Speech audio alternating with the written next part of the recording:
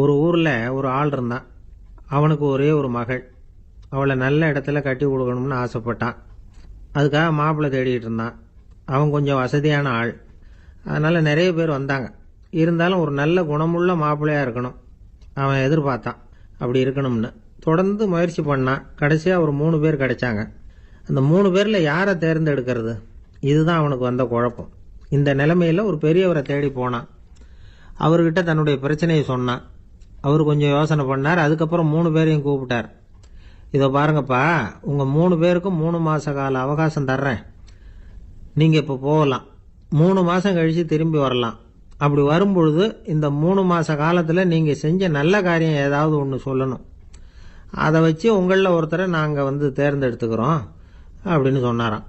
3 பேரும் சரின்னு சொல்லிவிட்டு திரும்பி போயிட்டாங்க. 3 மாசம் ஆச்சு. அதுக்கப்புறம் ஒரு நாள் திரும்பி வந்தாங்க. அவர் அவங்கள கூப்பிட்டு உட்கார வச்சார். அப்புறம் கேட்டார், இப்போ சொல்லுங்க, இந்த 3 மாச காலத்துல நீங்க செஞ்சிருக்கிற ஏதாவது ஒரு நல்ல காரியத்தை சொல்லுங்க அப்படின்னார். முதல்ல ஒருத்தன் எழுந்திருச்சு நின்னான்.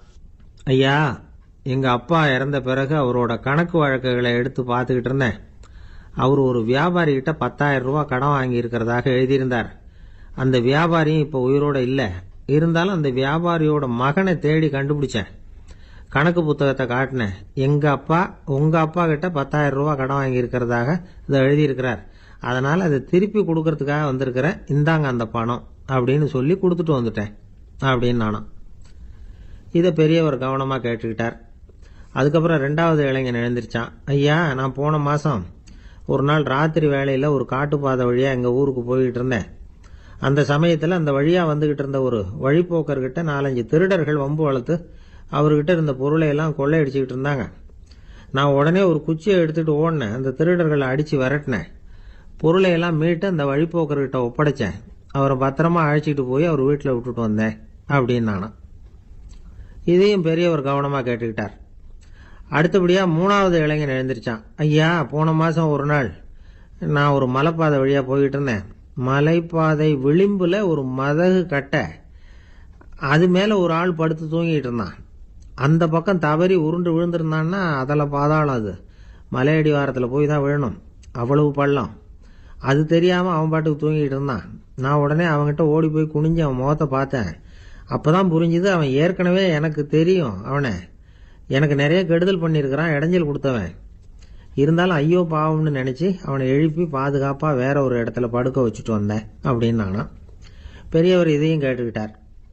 அதுக்கப்புறம் அவங்க 3 பேரையும் பார்த்து, நீங்க போகலாம், நாங்க யோசிச்சு முடிவு பண்ணி உங்களுக்கு சொல்லி அனுப்புறோம் அப்படின்னாராம். அந்த இளைஞர்கள் புறப்பட்டு போயிட்டாங்க. அதுக்கப்புறம் அந்த பெண்ணோட அப்பாவை பார்த்து சொன்னார், இந்த 3 பேருமே நல்ல பிள்ளைங்க தான், அதுல ஒன்றும் சந்தேகம் இல்லை. இருந்தாலும் இந்த 3 பேர் செஞ்ச செயல்களையும் ஒப்பிட்டு பார்க்க வேண்டியிருக்கு. முதல் இளைஞன் நேர்மைக்கு எடுத்துக்காட்டா விளங்குறான். இந்த காலத்துல இது மாதிரி இளைஞர்களை பார்க்கறது ரொம்ப கஷ்டம்தான். இருந்தாலும் அவன் கடமையை தான் செஞ்சான். 2வது இளைஞன் நல்ல வீரன், தைரியசாலி. ஒரு வீரன் எதை செய்யணுமோ அதைத்தான் இவன் செஞ்சான். இவன் ஒரு லட்சிய மனிதன். 3வது இளைஞன் தன்னுடைய பகைவனுக்கே உதவி செஞ்சிருக்கான். அவன் உயிரை காப்பாத்தி இருக்கிறான். பகைவனுக்கு அருள்வதுங்கிறது ஒரு சாதாரண மனுஷனால செய்யக்கூடிய காரியம் இல்லை. பகையை மறக்கிறதும் பகைவனுக்கு அருள்வதும் தெய்வீக பண்புகள்.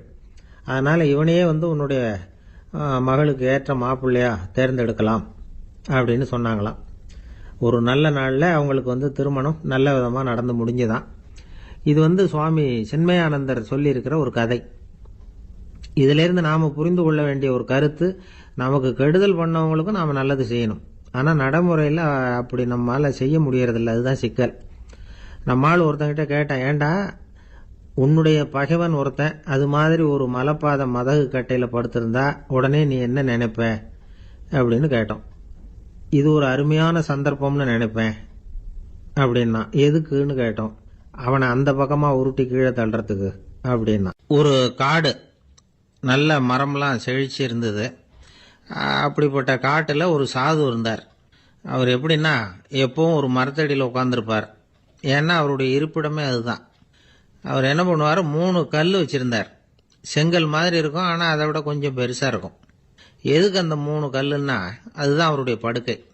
அதாவது தூங்குறப்ப ஒரு கல்லை தலைக்கு கீழே வச்சுக்குவார், இன்னொரு கல்லை இடுப்புக்கு கீழே வச்சுக்குவார்.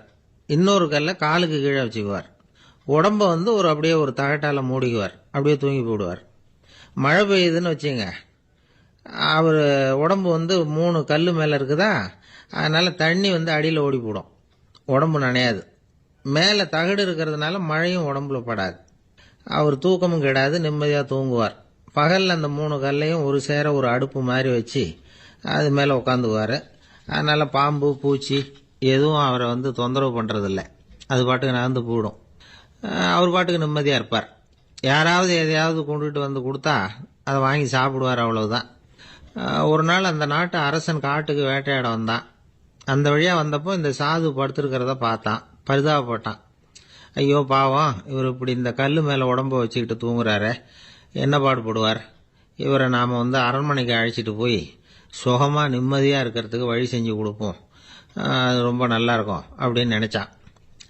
அப்படி நினச்சிக்கிட்டே அரண்மனைக்கு வந்துட்டான். அதுக்கப்புறம் ஒரு பல்லக்கையும் 2 சேவகர்களையும் காட்டுக்கு அனுப்பி அந்த சாதுவை மெதுவாக இங்கே அழைச்சிட்டு வந்துடுங்க அப்படின்னு சொல்லி அனுப்பி வச்சான். இவங்க போய் அவர்கிட்ட விவரத்தை சொன்னாங்க. எனக்கு என்னத்துக்கு அரண்மனை வாசம் அப்படின்னார். இருந்தாலும் மன்னர் உத்தரவு, நீங்கள் அவசியம் வரணும் அப்படின்னாங்க இவங்க. சரின்னு சொல்லிவிட்டு வேறு வழி இல்லாமல் புறப்பட்டார்.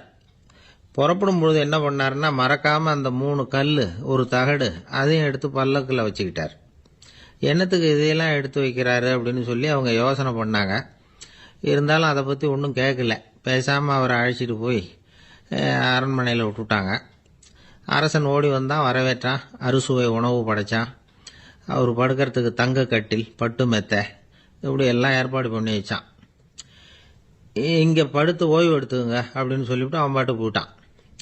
மறுநாள் காலையில் வந்து பார்க்குறான், சாது படுத்திருக்கிறார். எப்படி தெரியுமா, அந்த பட்டு மெத்தை மேலே 3 கல்லையும் வச்சு வழக்கம் போலவே அது மேலே படுத்திருக்கிறார்.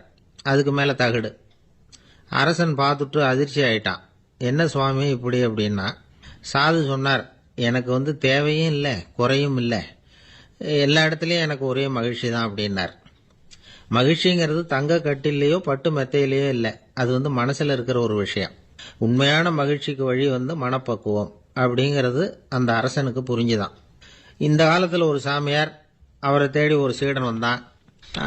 என்னாச்சு தெரியுமா, சுவாமி எனக்கு நிம்மதி வேணும், அதுக்கு என்ன வழின்னு கேட்டான். சாமியார் நிமிர்ந்து பார்த்தார். அப்புறம் சொன்னார், நீ ஏகப்பட்ட பேர்கிட்ட கடன் வாங்கியிருக்கிற, அதையெல்லாம் திருப்பி கொடுத்தாதான் உனக்கு நிம்மதி கிடைக்கும்னார். இவனுக்கு ஆச்சரியம். அது எப்படி சாமி, அவ்வளவு கரெக்டாக நான் கடன் வாங்கினதை கண்டுபிடிச்சிங்க அப்படின்னா. உனக்கு கடன் கொடுத்து சாமியாராக போனதே நான் தான்ப்பா, அதனால தான் இந்த கதிக்கு வந்தேன். என்கிட்டயே வந்து நிம்மதிக்கு வழி கேட்குறிய, அதுதான்டா வேதனை அப்படின்னாராம் அவர். என்னுடைய நண்பர் ஒருத்தர், அவருக்கு ஜாதகத்தில் நம்பிக்கை உண்டு. அவரே ஜோசியமெல்லாம் பார்ப்பார். என்ன சார் இந்த காலத்தில் இதையெல்லாம் நம்பிக்கிட்டு இருக்கீங்களேன்னு கேட்டா, உங்களுக்கு ஒன்றும் தெரியாது சார், இந்த உலகத்தில் ஒவ்வொருத்தரும் அவங்கவுங்க செய்கிற நல்லது கெட்டதுக்கு தகுந்த பலனை அனுபவிச்சே தீரணும்பார். அது மட்டும் இல்லை, ஒருத்தன் செத்துட்டா கூட அவன் செஞ்ச பாவ புண்ணியங்கள் கூடவே போயிட்டு இருக்கோம்பார். அது எப்படி கூட போவோம் அப்படின்னு குதர்க்கமாக கேட்டால், அதுக்கு அவர் ஒரு கதை சொன்னார். அது ரொம்ப சுவாரஸ்யமாக இருந்தது. ஒரு ஊரில் ஒருத்தர் இருந்தாராம். அவர் ஜோசியம் பார்க்கறதுல ரொம்ப கெட்டிக்காரரு. ஒருத்தருடைய தலைமுடியை மட்டும் அவர்கிட்ட காட்டினா போதும், அதை மட்டும் பார்த்துட்டு அவருடைய ஜாதகத்தையே சொல்லிவிடுவாராம். அப்பேற்பட்ட திறமை. அந்த ஆள் ஒரு சமயம் கன்னியாகுமரி கடற்கரைக்கு போயிருந்திருக்கிறார். அங்கே கரை ஓரமாக ஒரு மண்டை ஓடு கிடந்திருக்கு. அதை எடுத்து பார்த்துருக்கிறார். அந்த மண்டை ஓட்டை வச்சுக்கிட்டே அதோட ஜாதகத்தை அலசியிருக்கிறார். இந்த மண்டை ஓட்டுக்கு உரிய ஆசாமி வாழ்க்கையில் ரொம்ப கஷ்டப்பட்டுருக்கிறான், நிறைய கஷ்டத்தை அனுபவிச்சிருக்கிறான், அது தாங்க முடியாமல் தான் கடலில் விழுந்து தற்கொலை பண்ணிகிட்டு இருக்கான் அப்படிங்கிறத அவர் கணிச்சுட்டார். இருந்தாலும் இந்த மண்டை ஓடு இன்னமும் அனுபவிக்க வேண்டியது பாக்கி இருக்கு அப்படிங்கிறதையும் அவர் உணர்றார். அது சரி, ஒருத்த வந்து உயிரோடு இருக்கிற வரைக்கும் தானே நல்லது கெட்டதை அனுபவிக்க முடியும், செத்ததுக்கு அப்புறமும் பாக்கி இருக்குன்னா அதை எப்படி அனுபவிக்கிறது? இந்த மண்டை ஓட்டுக்கு இன்னும் கொஞ்சம் பாக்கி இருக்கு அப்படிங்கிறது அவருக்கு புரிஞ்சதே தவிர அதோட அர்த்தம் என்னங்கிறது அவருக்கு சரியா விளங்கலை. சரி, இதை இன்னும் கொஞ்சம் விவரமாக ஆராய்ச்சி பண்ணி பார்ப்போம் அப்படின்னு நினச்சிக்கிட்டு அதை தன்னுடைய வீட்டுக்கு எடுத்துகிட்டு போயிட்டார். அந்த மண்டை ஓட்டை ஒரு பொட்டியில் வச்சு பூட்டினார். தன்னுடைய தனி அறையில் அதை பத்திரமா வச்சுக்கிட்டார். தினமும் ராத்திரி ஆனதும் தன்னுடைய மனைவியை பார்த்து, நீ போய் பூஜை அறையில் தனியாக படுத்துக்கோ அப்படின்னு சொல்லிவிட்டு, இவர் ராத்திரி 12 மணிக்கு பொட்டியை திறந்து பார்ப்பார். மண்டை ஓடு அப்படியே இருந்ததே தவிர இன்னும் கொஞ்சம் பாக்கி இருக்குங்கிறதுக்கு அர்த்தம் அவருக்கு விளங்கலை.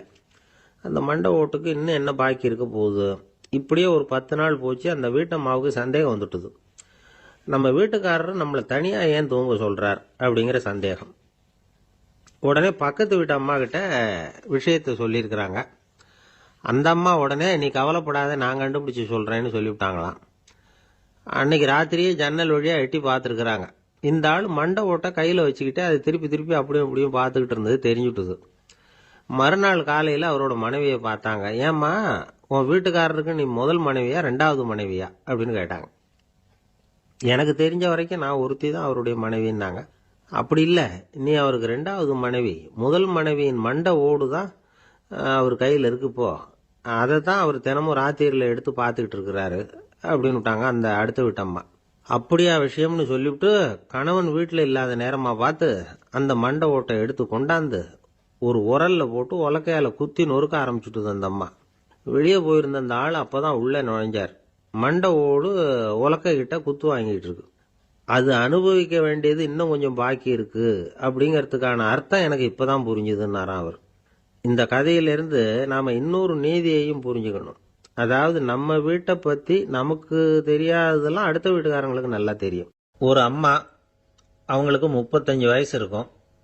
குடும்பத்தில் எந்த கஷ்டமும் இல்லை. இருந்தாலும் காரணம் இல்லாமல் பிள்ளைங்க பேரில் கோவப்படுறது, எரிஞ்சு விடுறது அவங்க வழக்கம். பிள்ளைங்க அழும். உடனே அவங்க மனசும் சங்கடப்படும். இன்னொரு அம்மா, நல்ல வேலையில் இருக்கிறவங்க, வாரத்துக்கு ஒரு தடவையாவது தலைவலி வந்துடும். இவங்களுக்கெல்லாம் உடம்புல எந்த கோளாறும் இல்லை, மனசு மட்டும் சரியா இருக்காது. தூக்க மாத்திரை கையில் வச்சிருப்பாங்க. 30-35 வயசுடைய பெண்களுக்கு சர்வசாதாரணமாக காணப்படுகிற மனக்கோளாறு இது. இதுக்கு பேர் மனவாட்டம், டிப்ரெஷன், மனமடிவு அப்படின்னு சொல்லலாம். இந்த நோய்க்கு அறிகுறி என்ன தெரியுமா? மனசுல வருத்தமான உணர்வு இருக்கும். அடிக்கடி அழலாம் போல தோணும். முன்னால எல்லாம் எந்தெந்த செயல்ல ஆர்வம் இருந்ததோ அதெல்லாம் குறைஞ்சிரும், அல்லது சுத்தமாவே ஆர்வம் இல்லாமல் போயிடும்.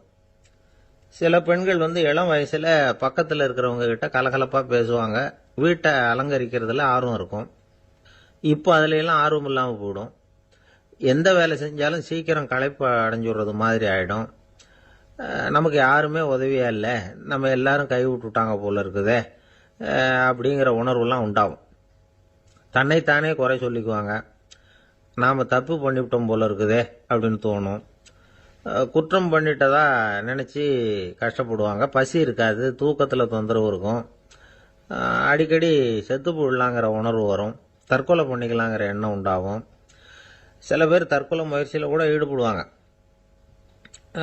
சில பேருக்கு பலவிதமான உடல் வலிகள் இருக்கும், பலவீனம் இருக்கும், சீக்கிரமாக களைப்படைஞ்சு போடுவாங்க. இதெல்லாம் மனவாட்ட நோய்க்கான தன்மைகள். இந்த மனவாட்டம், அதாவது டிப்ரெஷனை 2 வகையாக பிரிக்கலாமா. ஒன்று தானாக உண்டாக்கிக்கிறது, இன்னொன்று எதிர் விளைவை உண்டு பண்ணுகிற அல்லது நரம்பு சம்பந்தப்பட்ட டிப்ரெஷன். தானாக உண்டாக்கிக்கிற மனவாட்ட நோய் இருக்கு பாருங்க, அதுக்கு ஏதாவது சூழ்நிலை காரணமாக இருக்கலாம், அல்லது இல்லாமலும் போகலாம். மூளையில் டொபாமைன் அல்லது செரோட்டோனின் இதோட அளவு குறையும் பொழுது இந்த டிப்ரெஷன் உண்டாகுது. இதுக்கு ஓரளவு பிறவி காரணங்கள் கூட இருக்கலாம். குடும்பத்தில் வேற சிலருக்கும் வரலாம். பாதிக்கப்பட்ட பெண்ணை பார்க்கறதுக்கு பலவீனமாக தெரியும். கடுமையான குற்ற உணர்வு இருக்கும். தனியாக இருக்கிறதுக்கு ஆசைப்படுவாங்க. நடு ராத்திரியில் எழுந்திரிச்சு உட்காந்து கஷ்டப்பட்டுக்கிட்டு இருப்பாங்க. கொடூரமான முறையில் தற்கொலை பண்ணிக்க முயற்சி பண்ணுவாங்க. தீ வச்சுக்கிறது, அமிலத்தை குடிக்கிறது, தூக்கில் தொங்குறது. இப்படி தானா வரவழைச்சிக்கிற மனவாட்ட நோய் மறையக்கூடிய நோய். ஒரு தடவை வந்தால் 3லேருந்து 6 மாதம் வரைக்கும் நீடிக்கும். இடைப்பட்ட காலங்களில் நோயாளி இயல்பாக இருப்பார். எதிர் விளைவை உண்டு பண்ணுகிற அல்லது நரம்பு சம்பந்தப்பட்ட மனவாட்ட நோய் எப்படின்னா, கணவன் மனைவி, மாமியார் மருமகள், இப்படிப்பட்ட உறவு முறை பிரச்சனைகள், தோல்விகள், எரிச்சல்கள், ஆபீஸ் பிரச்சனை, இப்படிப்பட்ட சூழ்நிலையால் உண்டாகிறது. எல்லாத்துக்கும் மருந்து இருக்கு, மார்க்கம் இருக்குது, கவலைப்பட வேண்டியதில்லை, தைரியமாக இருக்கணும். உளவியல் மருத்துவம் இதுக்கு ரொம்ப உபயோகமாக இருக்கும். சில பெண்களை பாருங்க, அவங்க எதுக்கும் அலட்டிக்கிறது இல்லை. ஒரு அம்மா அப்படிதான் தன்னுடைய கணவனை அழைச்சிக்கிட்டு ஒரு மனநோய் மருத்துவர்கிட்ட வந்தாங்க. டாக்டர், எங்கள் வீட்டுக்காரர் திடீர்னு ஒரு மாதிரி ஆயிட்டார், வித்தியாசமாக நடந்துகிறார், எப்படின்னா, இவர் தன்னையே ஒரு ஒட்டட குச்சியா நினைச்சுக்கிட்டு இருக்கிறார். அப்படி நினைச்சுக்கிட்டு தன்னுடைய தலையாலேயே வீட்டில் உள்ள ஒட்டடையெல்லாம் தொடச்சிக்கிட்டு இருக்கிறார் அப்படின்னாங்க. எவ்வளவு நாளா அப்படி இருக்குதுன்னு கேட்டார் டாக்டர். ஒரு வாரமா அப்படி இருக்குது அப்படின்னாங்க அந்த அம்மா. அப்படின்னா முன்னாடியே ஏன் அழைச்சிட்டு வரல அப்படின்னு கேட்டார் டாக்டர். வீடு பூரா சுத்தமாகட்டுமேனு பார்த்துக்கிட்டு இருந்தேன் டாக்டர் அப்படின்னாங்களாம் அந்த அம்மா. நம்பிக்கை இல்லைன்னா இந்த உலகத்தில் நாம் நடமாடவே முடியாது. அவநம்பிக்கையோடு இருந்துக்கிட்டு இருந்தா என்னைக்கும் அவஸ்தை தான். நாம் நம்புறது நடக்குதோ இல்லையோ அது வேற விஷயம். ஆனால் எதையும் நம்பி தான் நாம் அடி வைக்க வேண்டியிருக்கு. வேற ஒன்றும் வேணாம், ஒரு லாட்ரி சீட்டு வாங்குறோம், அது எங்கே நமக்கு விழப்போகுது அப்படிங்கிற அவநம்பிக்கையோடவா வாங்குறோம். பரிசு நமக்கு தான் அப்படிங்கிற நம்பிக்கை உள்ளூர இருக்கிறதுனால தான் அதை வாங்குறோம். இருந்தாலும் முடிவு வேற மாதிரி ஆயிடுது. அதுக்காக மனசு சோர்ந்து போறதில்ல. அடுத்த மாசமும் சீட்டு வாங்குறோம். இந்த நம்பிக்கை தான் மனித வாழ்க்கைக்கு ஆதாரம். ஒரு கடையில் போய் டீ சாப்பிட்றீங்க, அந்த டீ நல்ல டீ தானா, அதில் விஷம் கலந்துருக்குமா அப்படிங்கிற சந்தேகம் வந்துட்டுதுன்னு வச்சுங்க. அதுக்கப்புறம் அதை எப்படி நீங்கள் சாப்பிட முடியும்? நம்பி தான் சாப்பிட்ணும். ரயில் ஒழுங்காக போய் சேருங்கிற நம்பிக்கை இருக்கிறதுனால தான் அதில் ஏறி உட்காடுறோம். லெட்டர் ஒழுங்காக போய் சேருங்கிற நம்பிக்கை இருக்கிறதுனால தான் பெட்டியில் போடுறோம். சரி, நம்ம கதையெல்லாம் நம்மளோட இருக்கட்டும். மனித நம்பிக்கை எந்த அளவுக்கு உறுதியாகவும் அறிவுபூர்வமாகவும் இருக்கணுங்கிறதுக்கு அலெக்சாண்டர் வாழ்க்கையில் நடந்த ஒரு சம்பவத்தை உதாரணமாக சொல்லலாம். இந்த உலகத்தையே ஜெயிக்கணும்னு புறப்பட்டார் அலெக்சாண்டர். ஒரு கட்டத்தில் அவர் சிட்னஸ் நதி கரைக்கு சேர்ந்தார். அந்த சமயத்தில் அவருக்கு கடுமையான நோய் வந்துட்டுது. அவர் கூடவே வந்திருந்த கிரேக்க வைத்தியர்கள் என்னென்னமோ முயற்சியெல்லாம் பண்ணி பார்த்தாங்க. இருந்தாலும் அலெக்சாண்டருக்கு வந்திருக்கிறது என்ன நோய்ங்கிறத அவங்களால கண்டுபிடிக்க முடியல.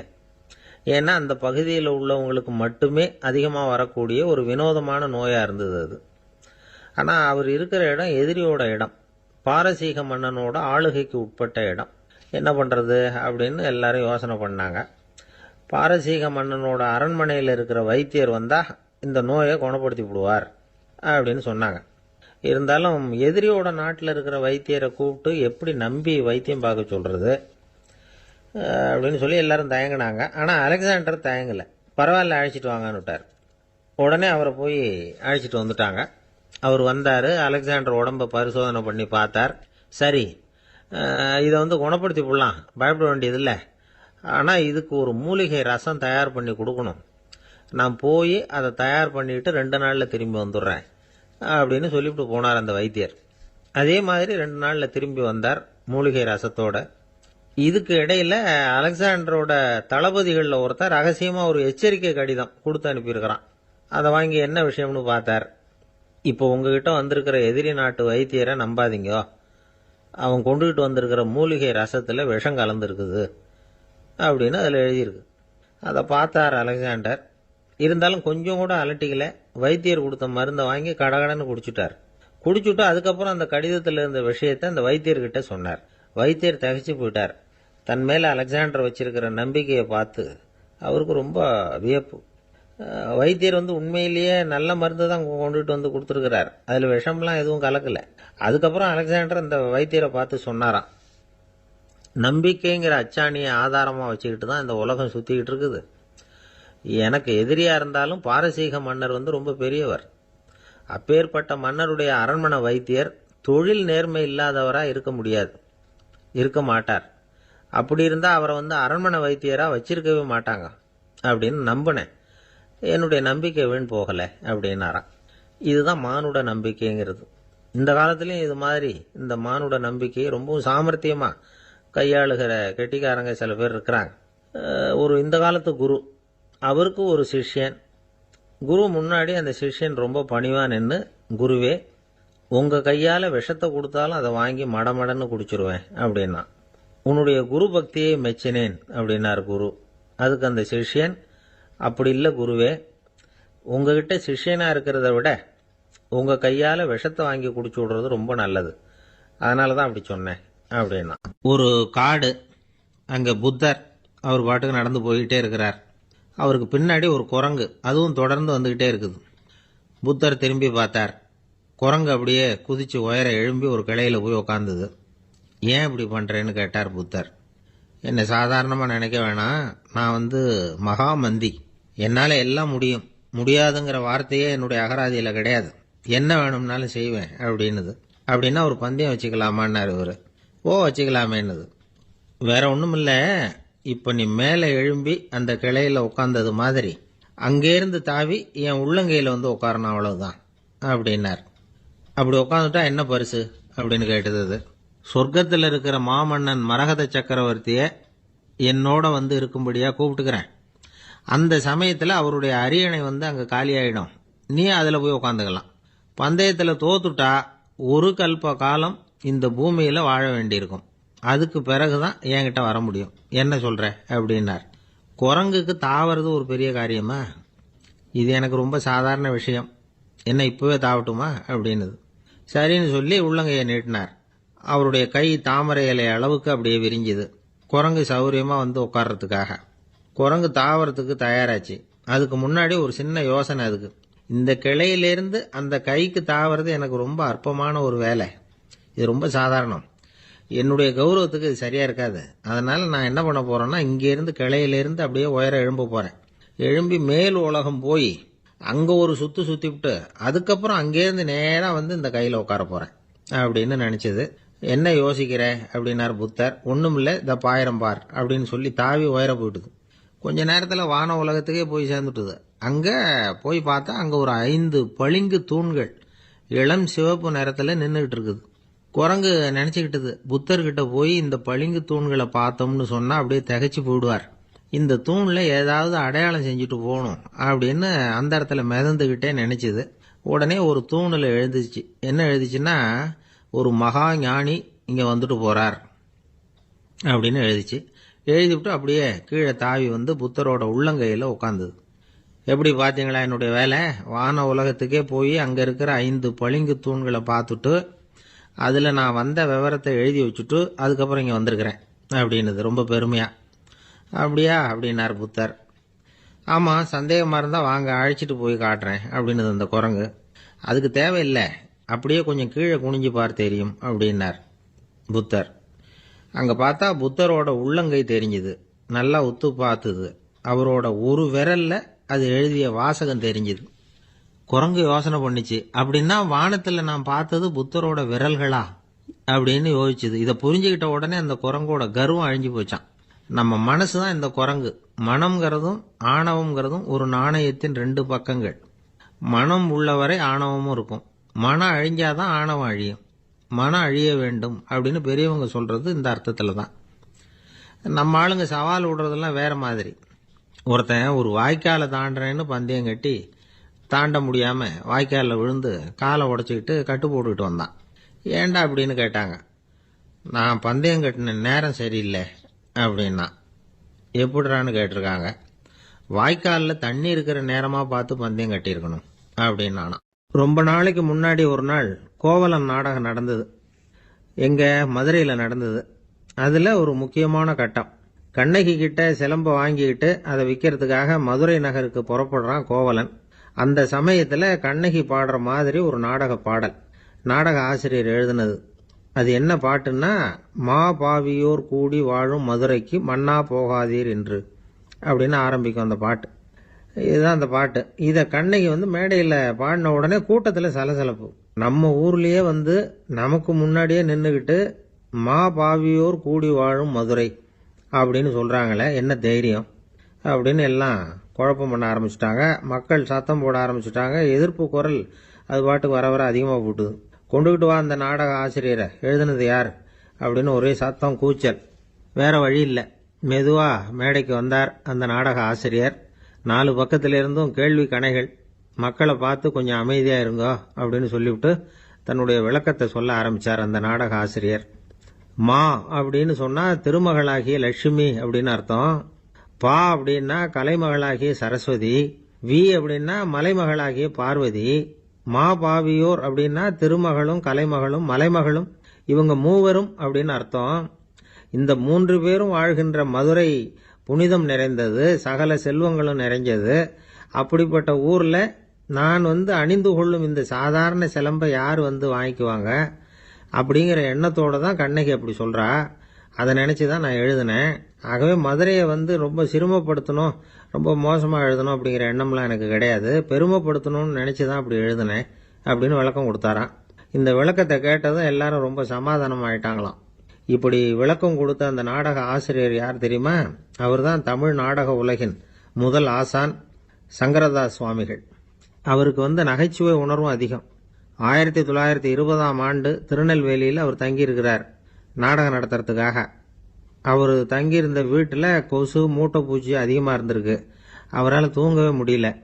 அவர் அனுபவித்த தொல்லைகள் ஒரு பாட்டாக உருவாச்சு.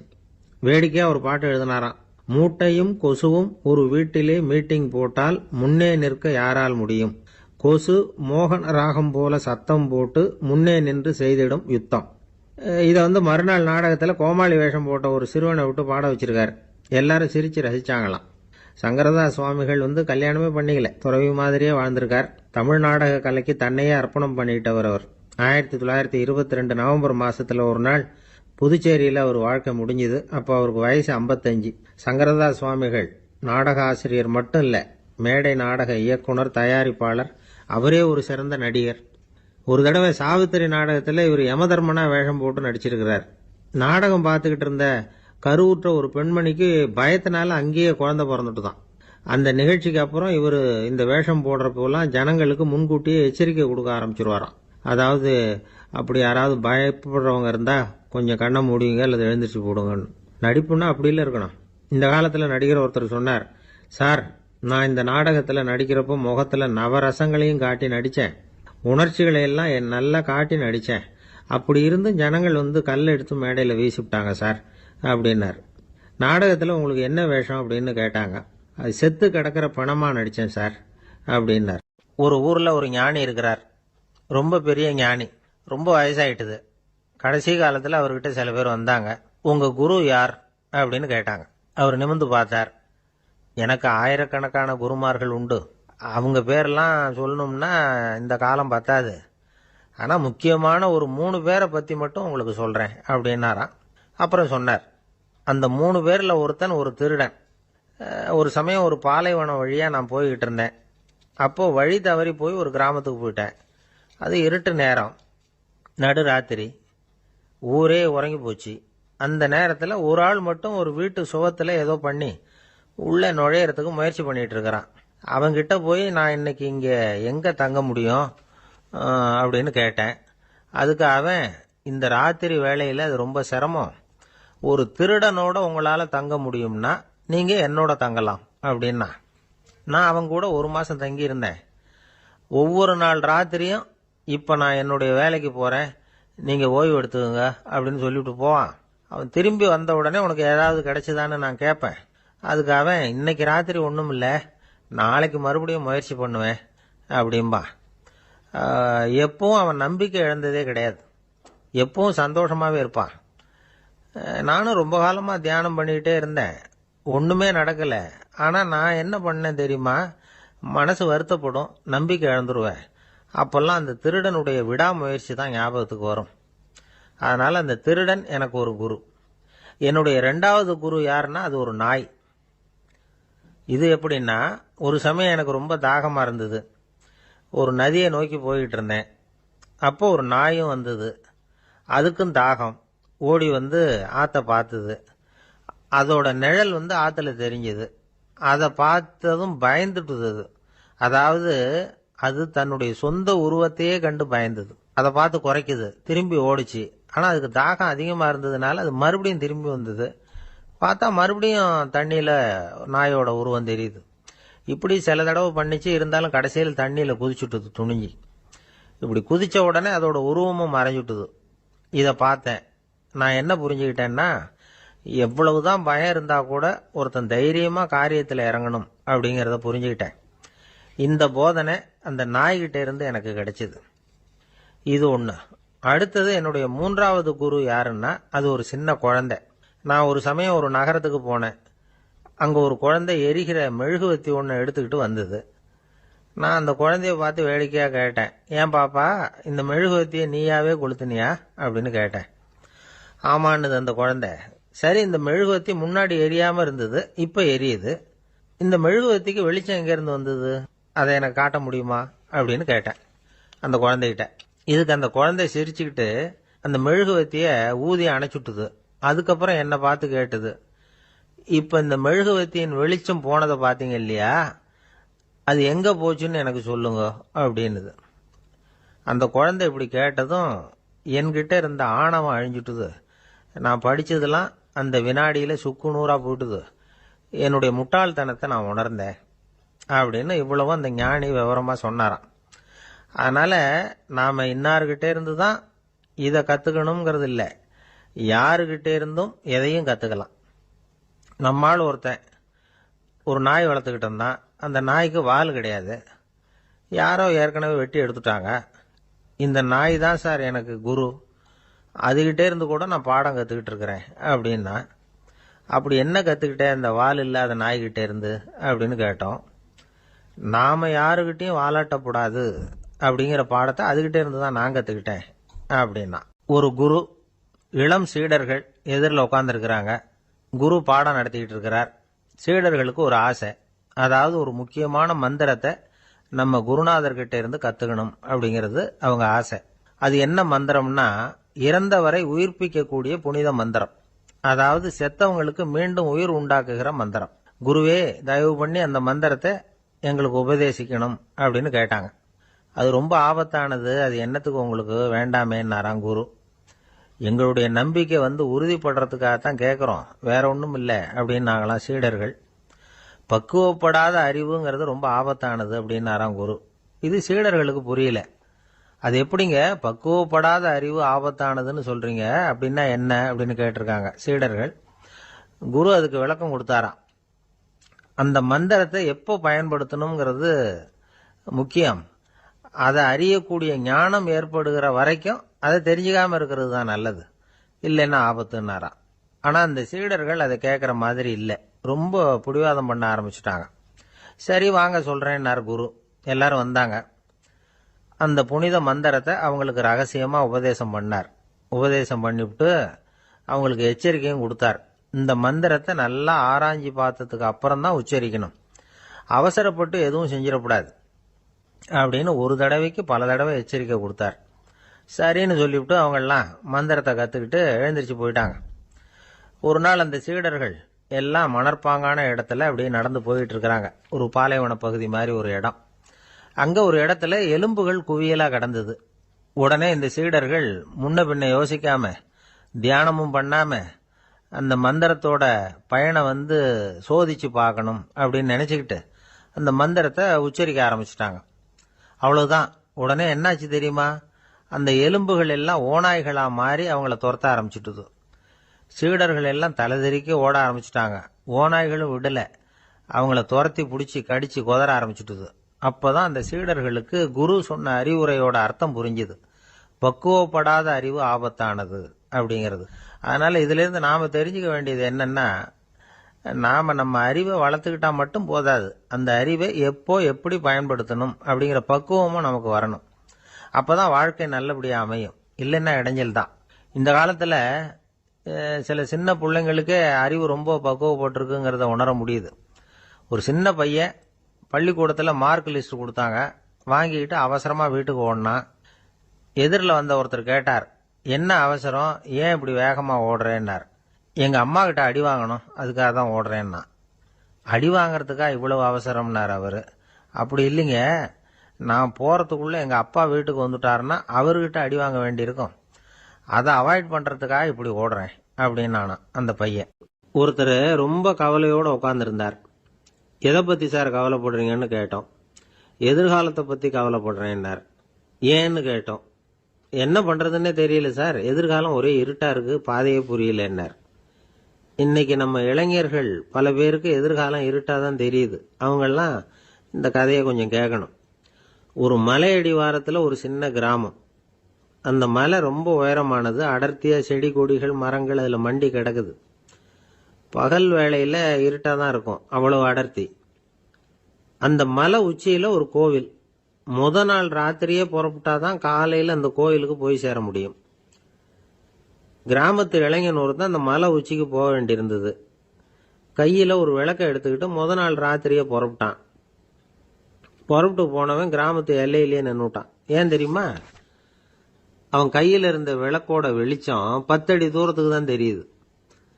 அது வரைக்கும் தான் பாதை தெளிவா இருக்குது. அதுக்கு அப்பால எல்லாம் ஒரே இருட்டா இருக்குது, பாதை புரியல. இவன் யோசனை பண்ணி பார்த்தான். மனசுக்குள்ள ஒரு சந்தேகம். 10 அடி தூரம் தானே வெளிச்சம் தெரியுது, அப்படின்னா நாம 10 அடி தூரம் தானே போக முடியும். அதுக்கும் அந்தாண்ட ஒரே இருட்டா இருக்குதே, அதுல எப்படி நாம நடந்து போறது? நாம ரொம்ப தூரம் நடந்து போய் ஆகணுமே. அப்படிப்பட்ட நினைப்பெல்லாம் அவனுக்கு வந்துட்டுது. இதுதான் அவன் மனசுல ஏற்பட்ட தயக்கம். இப்படி யோசிச்சுக்கிட்டே அந்த இளம் ஆசாமி புறப்பட்ட இடத்துலயே நின்றுட்டு இருக்கிறான். அந்த சமயத்துல ஒரு வயசான பெரியவர் அந்த பக்கமா வந்தார். அவர் கையில இதை விட சின்னதா ஒரு விளக்கு வச்சிருந்தார். அது எப்படின்னா அது ஒரு 5 அடி தூரத்துக்கு தான் வெளிச்சம் காட்டுது. அவ்வளவு சின்ன விளக்கு. அவரும் மலை உச்சிக்கு போறதுக்காக தான் வந்துகிட்டு இருக்கிறார். அவரை பார்த்து இவன் கேட்டான், என்ன பெரியவரே, இவ்வளவு சின்ன விளக்க வச்சுக்கிட்டு அவ்வளவு தூரத்துக்கு எப்படி மலையேற போறீங்க அப்படின்னு கேட்டான். நீ ஏன் இப்படி தயங்கிட்டே நிக்கிறேன்னு கேட்டார் பெரியவர். என்கிட்ட இருக்கிற விளக்கு 10 அடி தூரத்துக்கு தான் பாதையை காட்டுதுன்னா. இப்ப பெரியவர் சொன்னார், தம்பி, உன் கையில இருக்கிற விளக்கு கொடுக்கற வெளிச்சத்தை வச்சு நீ முதல்ல 10 அடி தூரம் முன்னாடி போ. 10வது அடியில போய் நின்றுகிட்டு பாரு. மறுபடியும் ஒரு 10 அடி தூரத்துக்கு பாதை தெரியும். இப்படி உன் கையில இருக்கிற விளக்கு தொடர்ந்து வெளிச்சம் காட்டிக்கிட்டே இருக்கும்.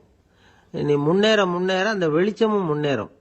அதனால எத்தனை கிலோமீட்டர் தூரம் வேணும்னாலும் நீ இந்த 10 அடி தூரம் வெளிச்சத்தை வச்சுக்கிட்டே நீ போயிடலாம், புறப்படு அப்படின்னார். இப்பதான் அந்த பெரியவர் சொன்னது இளைஞனுக்கு பளிச்சுன்னு புரிஞ்சுதான். உடனே உற்சாகமா புறப்பட்டான், உச்சிக்கு போய் சேர்ந்தான். இந்த கதையிலிருந்து நாம புரிஞ்சுக்க வேண்டியது என்ன தெரியுமா? நீண்ட கால திட்டம் ஒண்ணு போடும் பொழுது நமக்கு முன்னாடி இருக்கிறத மறந்துட்டு மனசை போட்டு குழப்பிக்க கூடாது. உங்க கையில என்ன இருக்கோ அதுலயே உங்க எதிர்காலம் மறைஞ்சிருக்குது. கண் முன்னாடி தெரியறத வச்சு ஆரம்பிங்க, போக போக வழி தானா புலப்படும் அப்படிங்கிறார் ஒரு பெரியவர். பெரிய பயணங்களை எல்லாம் இப்படிதான் நடத்த வேண்டியிருக்கும். ஒவ்வொரு அடியா எடுத்து வச்சா ஓடி போய் சேர்ந்து விடலாம். மலைச்சு போய் நின்றுட்டா நின்றுகிட்டே இருக்க வேண்டியதுதான். நம்ம ஆள்லாம் ரொம்ப மோசமான இருக்கிறாங்க. ஒருத்தன் அப்படிதான் நீண்ட தூர பிரயாணம் ஒன்று புறப்பட்டான். ரயில் போய்கிட்டே இருந்தது. கொஞ்ச தூரம் போச்சு, பாதி வழியில கையில வச்சிருந்த டிக்கெட்டை காத்துல விட்டுட்டான். ஐயோ, என் டிக்கெட்டு போயிட்டுதே அப்படின்னு கத்த ஆரம்பிச்சுட்டான். பக்கத்துல இருந்த பெரியவர் அவனை பார்த்து பரிதாபப்பட்டு, கவலைப்படாத தம்பி, போனா போகுது, வேற டிக்கெட் வாங்கிக்கலாம் அப்படின்னு ஆறுதல் சொன்னார்.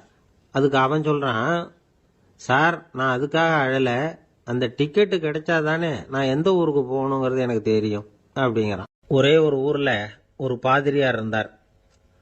ரொம்ப நாள் சந்தோஷமா வாழ்ந்தார். ஒரு நாள் அவர் மடத்து சமையல் அறையில பாத்திரங்களை கழுவி துலக்கி சுத்தப்படுத்திக்கிட்டு இருந்தார். அந்த சமயத்துல ஒரு தேவதூதன் அவர் முன்னாடி வந்து நின்னான். இவர் நிமிர்ந்து பார்த்தார். ஆண்டவர் என்னை உங்ககிட்ட அனுப்பியிருக்கிறார். பரலோகத்துல வாசம் செய்யறதுக்கு உங்களுக்கு நேரம் வந்துட்டுது அப்படின்னு அந்த ஆள். ஆண்டவருக்கு என்னோட ஞாபகம் வந்ததுக்கு நன்றி. ஆனாலும் இப்போ இங்க நீயே பாரு, எவ்வளவு பாண்டங்கள் பாக்கி இருக்கு. இவ்வளவையும் நான் சுத்தப்படுத்த வேண்டியிருக்கு. நான் நன்றி கெட்டவனா இருக்க விரும்பல. இந்த பணியை முடிக்கிற வரைக்கும் என்னுடைய பரலோக வாழ்வை தள்ளி வைக்க முடியுமா? நீ என்ன நினைக்கிற அப்படின்னு கேட்டார். தேவதூதன் தனக்கே உரிய விவேகத்தோட அன்போட பாதிரியாரை பார்த்தான். சரி, என்ன செய்யலாம்ங்கிறத அப்புறம் சொல்றேன் அப்படின்னு சொல்லிவிட்டு புறப்பட்டு போயிட்டான். ஒரு நாள் அந்த பாதிரியார் தோட்டத்தில் உள்ள களைகளை எல்லாம் ஒரு களை கொத்தியால கொத்தி களை எடுத்துக்கிட்டு இருக்கிறார். அந்த சமயத்துல இந்த தேவதூதன் மறுபடியும் அவர் முன்னாடி நிக்கிறான். பாதிரியார் பார்த்தார். இத பாரு, இந்த தோட்டம் பூராவும் எவ்வளவு களை மண்டி கிடக்கு. பரலோகம் கொஞ்ச காலம் எனக்காக பொறுத்திருக்கலாம்னு நீ நினைக்கிறியா அப்படின்னு கேட்டார். தேவதூதன் சிரிச்சுக்கிட்டே மறுபடியும் மறைஞ்சிட்டான். மறுபடியும் அவர் களை எடுக்கிறது, தானிய களஞ்சியத்துக்கு வர்ணம் பூசுறது, இப்படிப்பட்ட வேலைகளில் ஈடுபட்டிருக்கார். இன்னொரு நாள் ஒரு மருத்துவமனையில் நோயாளிகளை கவனிச்சுக்கிட்டு ரொம்ப தீவிரமா இருக்கிறார் அந்த பாதிரியார். ஒரு நோயாளியோட தாகத்துக்கு தண்ணீர் கொடுத்துட்டு நிமிர்ந்து பார்க்கறப்போ தேவதூதன் மறுபடியும் அவர் முன்னாடி நிற்கிறான். இந்த தடவை பாதிரியார் தன்னலமற்றவரா பேரன்பை காட்டக்கூடிய வகையில தன்னுடைய 2 கைகளையும் உயர்த்தியபடி தேவதூதனின் கவனத்தை பிணியால் வாடக்கூடிய நோயாளிகளின் பக்கம் திருப்பினாராம். தேவதூதன் ஒன்னும் சொல்லல, மறைஞ்சிட்டான். அன்னைக்கு சாயந்தரம் பாதிரியார் மடத்துல உள்ள தன்னுடைய அறைக்கு போய் இளைப்பாறினார். யோசிச்சு பார்த்தார். தேவதூதனையும் தேவதூதனின் விருப்பத்தையும் பல நாள் தள்ளி போட்டு வந்ததையும் அவர் ரொம்ப நினைச்சு பார்த்தார். திடீர்னு தான் முதுமை அடைகிறதையும் சோர்வு அடைகிறதையும் உணர்ந்தார். ஆண்டவரை நினைச்சார். ஆண்டவரே, உம்முடைய தூதனை மறுபடியும் என்கிட்ட அனுப்புனா நான் சந்திக்கிறதுக்கு ஆவலா இருக்கேன் அப்படின்னு சொல்றப்பவே தேவதூதன் பக்கத்துல நின்னான். பாதிரியார் நிமிர்ந்து பார்த்தார். நீ இப்போவே என்னை அழைச்சிக்கிட்டு போக விரும்பினா நான் பரலோகத்துக்கு வர்றதுக்கு தயாராக இருக்கேன்னார். தேவதூதன் அந்த பாதிரியாரை அன்போடவும் விவேகத்தோடவும் பார்த்து, நீங்கள் என் கூட பரலோகத்துக்கு வர்ற தயாராக இருக்கிறதா சொல்கிறீங்க, ஆனால் நீங்கள் இதுவரைக்கும் வேற எங்கே இருந்ததா நினைக்கிறீங்க அப்படின்னானா. அப்படின்னா இதுவரைக்கும் இருந்த இடம் தான் பரலோகம் அப்படிங்கிறத உணர்த்தி இருக்கிறான். பரலோகம்னா என்னன்னு புரிஞ்சுக்கிறதுக்கு இந்த சம்பவம் நமக்கு உதவியாக இருக்குது. தொண்டு செய்கிறத விட பெரிய செயல் வேற எதுவும் இருக்க முடியாது. அது நம்ம மனசுக்கு கொடுக்குற சுகத்தை வேற எதுவும் கொடுக்க முடியாது. நாம் தொண்டு செய்கிற இடம் தான் அந்த புண்ணிய இடம். ஆனால் இந்த காலத்துல எல்லாம் நாம் தொண்டு செய்யணும்னு நினச்சி ஏதாவது ஆரம்பித்தா கூட அதை ஒரு மாதிரியாக சுற்றி நின்று வேடிக்கை பார்க்க ஆரம்பிச்சிடுறாங்க. ஒரு பெரியவர் அப்படித்தான் ஒரு தொண்டு செஞ்சுக்கிட்டு இருந்தார். ஒரு கோவில் கட்டிக்கிட்டு இருந்தாங்க. அதில் ஒரு இடத்துல ஒரு பலகையை வச்சு ஆணி அடிக்கிற வேலையை செஞ்சுக்கிட்டு இருந்தார் அந்த பெரியவர். ஒரு சின்ன பையன் அதை ரொம்ப ஊக்கமாக அக்கறையாக கவனிச்சுக்கிட்டு இருந்தான். பெரியவர் இதை கவனிச்சார். என்னப்பா பார்க்குற, உனக்கும் இது மாதிரி தொண்டு செய்யணும்னு ஆசையாக இருக்கா அப்படின்னு கேட்டார். அதுக்கு அந்த பையன் சொல்கிறான், அப்படி இல்லைங்க, நீங்கள் ஆணி அடிக்கிறப்போ கையில் சுத்தியால் அடிச்சுக்கிட்டா எப்படி துடிப்பீங்க எப்படி கத்துவீங்கன்னு தெரிஞ்சுக்கிறதுக்காக அதை பார்க்கணும்னு ஆசை, அதுக்காக தான் காத்துக்கிட்டு இருக்கேன் அப்படின்னு நானா. ஒரு தீக்குச்சி தீப்பெட்டியை பார்த்து கேட்டுதான், நாம் 2 பேரும் தானே உரசிக்கிறோம், ஆனால் நான் மட்டும் தீ பிடிச்சி எரிஞ்சு போகிறேன், நீ அப்படியே இருக்கிறியே அப்படின்னு தான். அதுக்கு தீப்பெட்டி சொல்லியிருக்குது, உனக்கு தலையில் கணம் இருக்குது அதனால் அழிஞ்சு போகிற அப்படின்னு தான். எப்படி இருக்கு பாருங்கள் இந்த பதில். தலையில் கணம் உள்ளவங்க யாருமே சரியாக இருக்க முடியாது. எவ்வளவு பெரியவங்களாக இருந்தாலும் சரி, ரொம்ப கஷ்டம்தான் அது. கர்வம்ங்கிறது கூடவே கூடாது. இதை விளக்கறதுக்கு மகான் ஒருத்தர் ஒரு சம்பவத்தை சொல்கிறார். அர்ஜுனன் தீர்த்த யாத்திரை பண்ணானா. அப்போ தென்னிந்தியாவுக்கு வந்திருக்கிறான். ராமேஸ்வரத்துக்கு போனப்போ அங்கே இலங்கைக்கு கல்லுலாம் அடுக்கி போடப்பட்டிருந்த பாலத்தை பார்த்தானா. ஒரு சின்ன குரங்கு அதுக்கு பக்கத்தில் விளையாடிக்கிட்டு இருந்திருக்கு. அதை பார்த்துட்டு அர்ஜுனன் சிரிச்சிருக்கான். ஏன் சிரிக்கிறேன்னு கேட்டிருக்கு அந்த குரங்கு. ராமன் மிகச்சிறந்த வில் வீரன். அப்படி இருக்கிறப்போ அவன் இலங்கைக்கு அம்புகளாலேயே ஒரு பாலம் கட்டியிருக்கலாம். அதை விட்டுட்டு போயும் உன்ன மாதிரி குரங்குகளை துணையாக வச்சுக்கிட்டு இப்படி ஒரு கருங்கல் பாலத்தை கட்டியிருக்கிறானே அப்படின்னு நானா. அம்புகளால் பாலம் கட்ட முடியுமா அப்படின்னு கேட்டுதான் குரங்கு. ஏன் முடியாது, என்னால் முடியுமேன்னு இருக்கான் அர்ஜுனன். அம்பால் பாலம் கட்டலாம், இருந்தாலும் என்ன மாதிரி குரங்குகள் ஏறி நடந்தா அது தாங்குமா? அதனால தான் ராமர் கருங்கல் பாலமே கட்டினார் அப்படின்னுது குரங்கு சொல்லிச்சான். அப்படியே சொல்கிற, நான் வேணும்னா இப்போ அம்புகளாலேயே ஒரு பாலத்தை கட்டுறேன், நீ அது மேலே ஏறி நடந்து பார். பாலம் விழுந்துட்டுதுன்னா நான் தீ மூட்டி அதில் குதித்து உயிர் தியாகம் பண்ணி விடுறேன் அப்படின்னு நான் ரொம்ப கோபமாக. உடனே அந்த சின்ன குரங்கு பெரிய உருவம் எடுத்துட்டு தான் கையில் கதையோட அர்ஜுனன் முன்னாடி நிற்கிறான் அனுமன். பார்த்தா, என்னுடைய தலைவர் ராமரையா இழிவாக பேசுகிற, நீ இப்போ பாலம் கட்டு, நான் என்னுடைய பலத்தை காட்டுறேன் அப்படின்னு அனுமன். அர்ஜுனன் தன்னுடைய காண்டிபத்தை எடுக்கிறான், சரமாரியா அம்புகளை விடுறான். அதெல்லாம் ஒன்னோட ஒன்று கோத்துக்கிட்டு அப்படியே பாலம் மாதிரி நிற்கிது. அர்ஜுனன் தலை நிமிர்ந்து நின்னான். அனுமன் உயர கிளம்பி அங்கேருந்து பாலத்தில் பொத்துன்னு இறங்கினான். பாலம் அப்படியே நொறுங்கி போச்சு தூள் தூளா. என்ன அர்ஜுனா, இப்போ என்ன செய்ய போற அப்படின்னா ஏளனமா. அர்ஜுனன் தலையை தொங்க போட்டுக்கிட்டான். சொன்னபடி தீ மூட்டி அதில் குதிக்கிறதுக்காக 3 தடவை சுற்றி வந்தான். அப்போது கிருஷ்ணர் அங்கே வந்தார். என்ன அர்ஜுனா, என்ன நடக்குது, என்ன இது அப்படின்னு ஒன்றும் தெரியாத மாதிரி கேட்டார். அர்ஜுனன் வாயை திறக்கிறதுக்கு முன்னாடி அனுமன் வாயை திறந்தான், நடந்ததை சொன்னான். அர்ஜுனன் சவால் விட்டபடி உயிர் திறந்தே ஆகணும்னு அனுமன். கிருஷ்ணர் யோசனை பண்ணார். நல்லது, இந்த சவால் விட்டதுக்கும் நடந்ததுக்கும் யார் சாட்சி? பெரியவர் ஒருத்தரை சாட்சியாக வச்சுக்கிட்டல்லவா நீங்கள் இந்த போட்டியை நடத்தியிருக்கணும் அப்படின்னார். அதனால் என்ன, இப்போ மறுபடியும் அந்த போட்டியை நடத்தி விட்டா போச்சு, என்னால் அந்த அம்பு பாலத்தை நொறுக்க முடியாதா அப்படின்னு அனுமன். சரி, இப்போ மறுபடியும் அது நடக்கட்டும்னார் கிருஷ்ணர். அர்ஜுனன் அம்பு பாலம் அமைச்சான். அனுமன் ஏறி குதிச்சான். பாலம் அசைஞ்சு கொடுக்கவே இல்லை, அவ்வளோ உறுதியாக இருக்குது. இப்போ அனுமன் தலையை குனிஞ்சுக்கிட்டான். அர்ஜுனன் நன்றியோடு நிமிர்ந்து பார்த்தான். கிருஷ்ணருடைய தோள்கள்லையும் முதுகள்லையும் ரத்தம். என்ன சுவாமி, என்ன நடந்ததுன்னு நான் பதறி போய், உன் அம்பு பாலத்தை நான் தான் முட்டு கொடுத்து தாங்கிட்டு இருந்தேன். அனுமன் குதிச்சப்போ என் மேலே ஏற்பட்ட காயங்கள் இவை.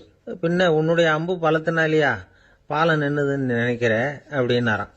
முதல்ல அர்ஜுனன் அப்புறம் அனுமன் 2 பேருக்குமே கர்வ பங்கம் ஆயிட்டு தான். அதாவது அவங்க கிட்ட இருந்த கர்வம் போயிட்டுது. யாரா இருந்தாலும் கர்வம் கூடாதுங்கிறத இதிலிருந்து நாம புரிஞ்சுக்கணும். இந்த காலத்துல நாமெல்லாம் எந்த விஷயத்துக்கெல்லாம் கர்வப்பட்டுட்டு இருக்கோம் தெரியுமா? 2 பெண்கள் தங்களுடைய கணவன்மார்களை பற்றி ரொம்ப பெருமையாக பேசிக்கிட்டாங்களாம். அதில் ஒரு அம்மா சொல்லியிருக்கு, என் வீட்டுக்காரர்கிட்ட எந்த சப்ஜெக்ட் கொடுத்தாலும் சரி அந்த விஷயத்தை பற்றி அழகாக 1 மணி நேரம் பேசுவார் அப்படின்னாங்களாம். உடனே இன்னொரு அம்மா, அது என்ன பிரமாதம், என் வீட்டுக்காரருக்கு சப்ஜெக்டே தேவையில்லை, விஷயமே இல்லாமல் நாள் பூரா பேசிக்கிட்டு இருப்பார் அப்படின்னாங்களாம். அம்மாக்காரங்களுக்கு அடிக்கடி ஏற்படுற கவலை ஒன்று உண்டு. அதாவது குழந்தை சரியாக சாப்பிட மாட்டேங்குதே அப்படிங்கிற கவலை. இவங்கெல்லாம் ஒரு விஷயத்த நல்லா புரிஞ்சுக்கணும். குழந்தைகள்ங்கிறவங்க பெரியவங்க மாதிரி இல்லை. அவங்க கடிகாரத்தில் மணியை பார்த்துட்டு சாப்பிட்றதுக்கு உட்கார்ற ரகம் கிடையாது. பசிச்சா சாப்பிடுவாங்க, இல்லைன்னா விளையாடுவாங்க அல்லது தூங்குவாங்க. அது புரியாமல் அவங்கள கட்டாயப்படுத்தி அல்லது மிரட்டி சாப்பிட வைக்கிறது ரொம்ப தப்பு. ஒரு 8 மாத குழந்தைக்கு 3 மணி நேரத்துக்கு ஒரு தடவை பசிக்கும். அந்த நேரம் பார்த்து சாப்பாடு கொடுத்தா அடம் பண்ணாமல் அது பாட்டுக்கு சாப்பிட்ரும். அதே குழந்தைக்கு 1 வயசு ஆகிறப்போ 4 மணி நேரத்துக்கு ஒரு தடவை பசிக்கும். இந்த வயசுல இயற்கையாகவே பசி குறைஞ்சிருக்கும். அது புரியாமல் என் குழந்தை முன்னாடி மாதிரி இப்போ சரியாக சாப்பிட மாட்டேங்கிறான் அப்படின்னு சில பேர் டாக்டர்கிட்ட போய் சொல்லிக்கிட்டு இருப்பாங்க. இன்னொரு விஷயம், ஒரு குழந்தைக்கு வயசு அதிகமாகிற வேகத்துக்கு உடம்பு எடையும் அதிகமாகிக்கிட்டே போகாது. உடம்பு எடை அதிகமாகிற வேகம் குறைஞ்சிக்கிட்டே வரும். 6 மாத குழந்தைக்கு ஒரு வாரத்தில் 150 கிராம் எடை கூடும். ஒரு வயசுல வாரத்துக்கு 71 கிராம் எடை கூடும். இது புரியாம அதிகமாக சாப்பாட்டை கொடுத்து குழந்தைய கஷ்டப்படுத்தக்கூடாது. ஏன்னா அளவுக்கு மீறின உணவு அஜீரணத்தை உண்டு பண்ணிவிடும். குழந்தைக்கு ஒரு தட்டில் கொஞ்சமாக ஆகாரத்தை வச்சு கொண்டுகிட்டு போய் கொடுக்கணும். மலை மாதிரி குவிச்சு வச்சா அதை பார்த்ததுமே பசி அடங்கி போயிடும். அடித்து மிரட்டி பயமுறுத்தி குழந்தைய சாப்பிட வைக்கிற பழக்கம் இருக்கு பாருங்க, அதுக்கு ஃபுட் ஃபோர்ஸிங் அப்படின்னு பேர். இப்படி பண்ணுனா குழந்தைக்கு சாப்பாட்டில் விருப்பம் குறைஞ்சிரும், அதை கண்டாவே வெறுக்க ஆரம்பிச்சிடும். அது மாதிரி உளம் சார்ந்த பசி குறைவு, சைக்கோஜெனிக் அனோரெக்சியா, அது ஏற்படுமா. சாப்பாடுங்கிறதே ஒரு தண்டனை மாதிரி தோணும். குழந்தைகளுக்கு பிடிச்ச மாதிரியான ஆகாரத்தை கொடுக்கணும்.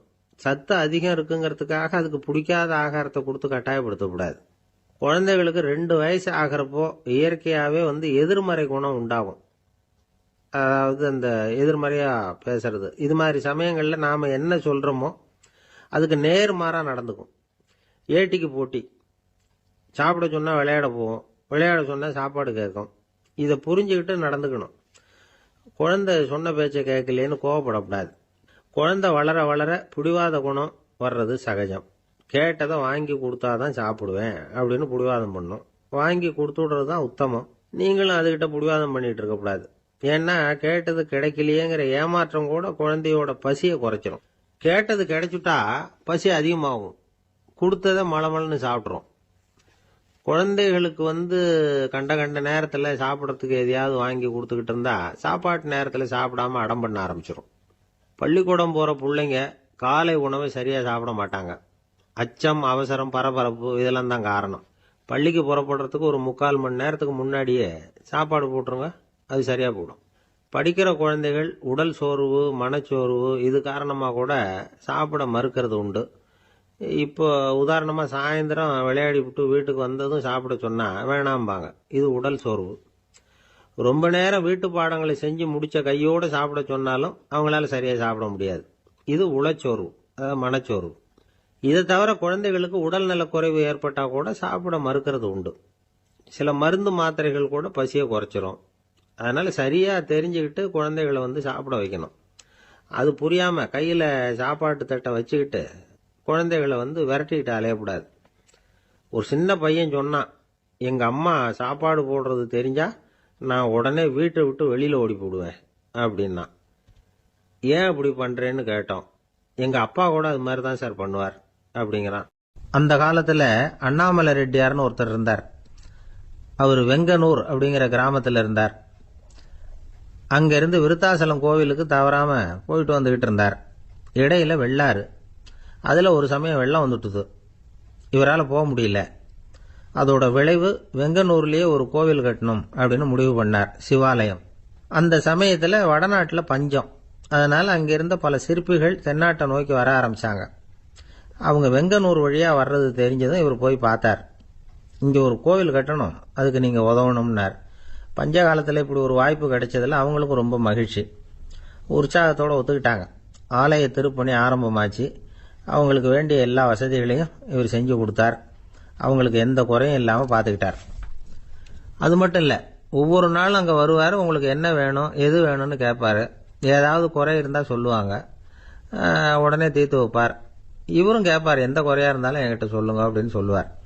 அதை தவிர இவராகவே கவனிச்சும் அவங்களுக்கு என்னென்ன தேவைங்கிறத கண்டுபிடிச்சி அதையெல்லாம் கொடுத்துக்கிட்டு இருப்பார்.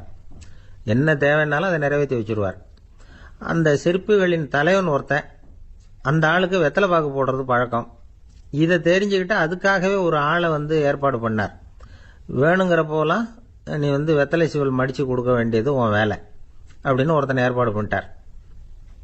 இப்படியெல்லாம் செஞ்சதும் அவங்களுக்கும் ரொம்ப உற்சாகம். ரொம்ப பொறுப்பாக சிற்ப வேலைகளை செஞ்சுக்கிட்டு இருக்கிறாங்க. ஒரு நாள் என்னாச்சு தெரியுமா, அந்த சிற்பிகளின் தலைவன் ரொம்ப நுணுக்கமாக ஒரு வேலையை செஞ்சுக்கிட்டு இருக்கிறான். சாரம் போட்டு அது மேலே படுத்துக்கிட்டு அண்ணாந்து பார்த்து உச்சியில் நுணுக்கமான சிற்பங்களை உருவாக்கிக்கிட்டு இருக்கான். சிற்பியின் கவனம் செதறப்படாதுங்கிறதுனால இவர் மெதுவாக சத்தம் போடாமல் கிட்ட போய் நின்று அதை கவனிச்சுக்கிட்டு இருக்கிறார். அந்த சிற்பி வழக்கம் போல வெத்தலை பாக்குக்காக இடது கையை கீழே நீட்டினான். அந்த சமயம் பார்த்து அவருக்கு தாம்பூலம் கொடுக்குறவன் அங்கே இல்லை, எங்கேயோ போயிருக்கிறான். அண்ணாமலை ரெட்டியார் என்ன பண்ணார் தெரியுமா, தனக்காக கொடுக்கப்பட்ட தாம்பூலத்தை வாங்கி சிற்பியின் கையில் கொடுக்குறார். அவன் வாங்கி போட்டுக்கிட்டான். இது என்ன இன்னைக்கு வெத்தலை சீவல் வேற மாதிரி இருக்குது, வாசனை தாம்பூலமாக இருக்குது அப்படின்னு யோசனை பண்ணிட்டு கீழே திரும்பி பார்க்குறார். பார்த்தா ரெட்டியார் மறுபடியும் சிற்பி கை நீட்டும் பொழுது கொடுக்கறதுக்காக தாம்பூலத்தை மடித்து வாங்கி வச்சுக்கிட்டு தயாராக நிற்கிறார். சிற்பிக்கு அதிர்ச்சி. உடனே பொத்துன்னு கீழே குதிச்சான். ஐயா, என்ன இது நீங்களா அப்படின்னா. இவர் சொன்னார், நான் ஒன்றும் தப்பு பண்ணலையே, உன்னுடைய கை புண்ணியம் செஞ்ச கை, கோயில் கட்டுற கை, அந்த கைக்கு தாம்பூலம் கொடுக்கறதுல என்ன தப்பு அப்படின்னாராம். ஏற்கனவே பஞ்சத்தில் அடிபட்டு வந்த எங்களை நீங்கள் ஆதரிச்சதே பெரிய விஷயம். இந்த செயல் என்னை ஒரு பெரிய கடனாளி ஆக்கிவிட்டுது. ஐயா, எங்களுக்கு உணவு உடை இதை மட்டும் நீங்கள் கொடுத்தா போதும், ஊதியம்னு எதுவும் வாங்க மாட்டோம் அப்படின்னு நானா. அந்த சிற்பி எவ்வளவோ வற்புறுத்தியும் எதுவும் வாங்கிக்கலையாம். இந்த செய்தியை தமிழ் தாத்தா டாக்டர் ஊவேசா சொல்லியிருக்கிறார். அந்த காலத்தில் எப்படிப்பட்டவங்கெல்லாம் வாழ்ந்துருக்கிறாங்க பாருங்க. இந்த காலத்தில் ஒருத்தர் கோவில் கட்டினார், வேலை செய்கிற எல்லாருக்கும் சாப்பாடு போடுவார். சிற்ப வேலை செஞ்சுட்டு சாப்பிட வர்ற ஒவ்வொருத்தர் கையையும் அன்பா பிடிச்சு முத்தம் கொடுத்து உள்ளே அனுப்புவார். அந்த கைகளுக்கு நீங்கள் கொடுக்குற மரியாதையாது அப்படின்னு கேட்டாங்க. அடா, அது இல்லைங்க, ஏற்கனவே முதல் பந்தியில் சாப்பிட வந்தவன் மறுபடியும் வர்றானான்னு கண்டுபிடிக்கிறதுக்காக கையை பிடிச்சி மோந்து பார்க்குறேன் அப்படின்னாராம் அவர். பிரம்மத்தை அறிந்தவன் பிரம்மமாகிறான் அப்படின்னு ஒரு பெரியவர் பேசினார் ஒரு கோவிலில். தைத்திரிய உபனிஷத்து அப்படி சொல்லுதான். இதை கேட்கும் பொழுது நமக்கு ஒரு சந்தேகம் வரும். அது எப்படி பிரம்மத்தை அறிந்தவன் பிரம்மம் ஆகிறான்னா, சிங்கத்தை அறிந்தவன் சிங்கம் ஆகிறானா, தோசையை அறிந்தவன் தோசை ஆகிறானா? இப்படிப்பட்ட சந்தேகம் நமக்கு வர்றதுல ஒன்றும் ஆச்சரியம் இல்லை, இது இயற்கை. இதுக்கும் அந்த பெரியவரே பதில் சொல்றார். சிங்கம் வேற, நாம வேற. அதனால சிங்கத்தை அறிந்தவன் சிங்கமாக மாட்டான். ஆனால் பிரம்மம் வேற, நாம வேற இல்லை. அதனால பிரம்மத்தை அறிந்தவன் பிரம்மமாகிறான் அப்படிங்கிறது அவரோட விளக்கம். மனிதன் அவன்தான் தான் பிரம்மங்கிறது தெரியாதனால தான் அதை வேற எங்கேயோ தேடிட்டு இருக்கிறான். கடைசியில் அது தான் தாங்கிறது புரிஞ்சுக்கிற பொழுது அவன் பிரம்மம் ஆயிடுறான். இதை விளக்கறதுக்கு ஒரு உபநிஷத்து கதையே இருக்கு. நமக்கு தெரிஞ்ச கதை தான், ஆனால் அதை வேற விதமான அர்த்தத்தில் விளையாட்டாக சொல்லிட்டு இருக்கிறோம். ஒரு சமயம் ஒரு 10 நண்பர்கள் ஒரு காட்டு வழியாக போய்கிட்டு இருக்கிறாங்க. குறுக்க ஒரு நதி, அதை கடந்து அடுத்த பக்கம் போகணும். எல்லாரும் ஒரு வழியாக கடந்து அடுத்த கரைக்கு போய் சேர்ந்துட்டாங்க. அங்கே போய் சேர்ந்ததுக்கு அப்புறம் எல்லாரும் பத்திரமா சேர்ந்துட்டோமா அப்படின்னு தெரிஞ்சுக்கிறதுக்காக எண்ணி பார்க்குறான் அந்த கூட்டத்து தலைவன். அவங்க மொத்தம் 10 பேர். ஆனால் அவன் எண்ணி பார்க்குறப்போ 9 தான் வருது. ஏன்னா அவன் தன்னை விட்டுவிட்டான். எதிரில் நிற்கிறவங்கள மட்டுமே எண்றான். ஐயோ 10வது ஆள் எங்கேங்கிறான், பதறான். சரி நீ இரு, நான் எண்ணி பார்க்குறேன்னு சொல்லிவிட்டு இன்னொருத்தன் எண்றான். அவனும் தன்னை விட்டுட்டு எண்றான். 9 தான் வருது. எல்லாரும் கொய்யோ முறையோன்னு கத்த ஆரம்பிச்சிட்டாங்க. அந்த சமயத்தில் ஒரு பெரியவர் அந்த பக்கமாக வர்றார். என்ன விஷயம்னு விசாரிக்கிறார்.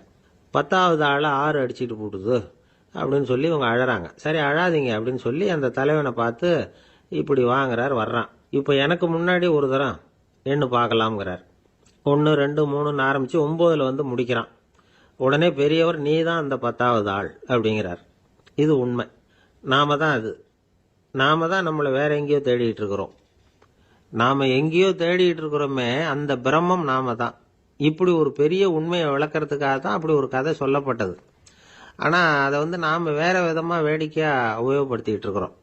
எப்படி தெரியுமா? ஒரு ஆத்தங்கரையில் ஒரு 10 பேர் முழிச்சுக்கிட்டே நின்றுக்கிட்டு இருந்தாங்களாம். அந்த பக்கமாக வந்த ஒருத்தன், ஏன் இப்படி முழிச்சுக்கிட்டு நிற்கிறீங்கன்னு கேட்டிருக்கிறான்.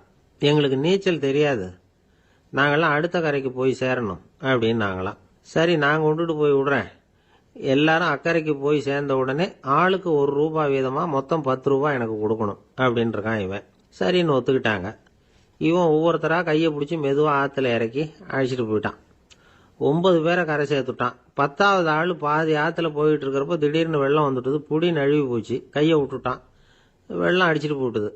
அழைச்சிட்டு வந்தவன் நீச்சல் அடித்து தட்டு தடுமாறி கரைக்கு வந்து சேர்ந்துட்டான். கரையில் இருந்தவங்களுக்கு இந்த விஷயம் தெரியாது.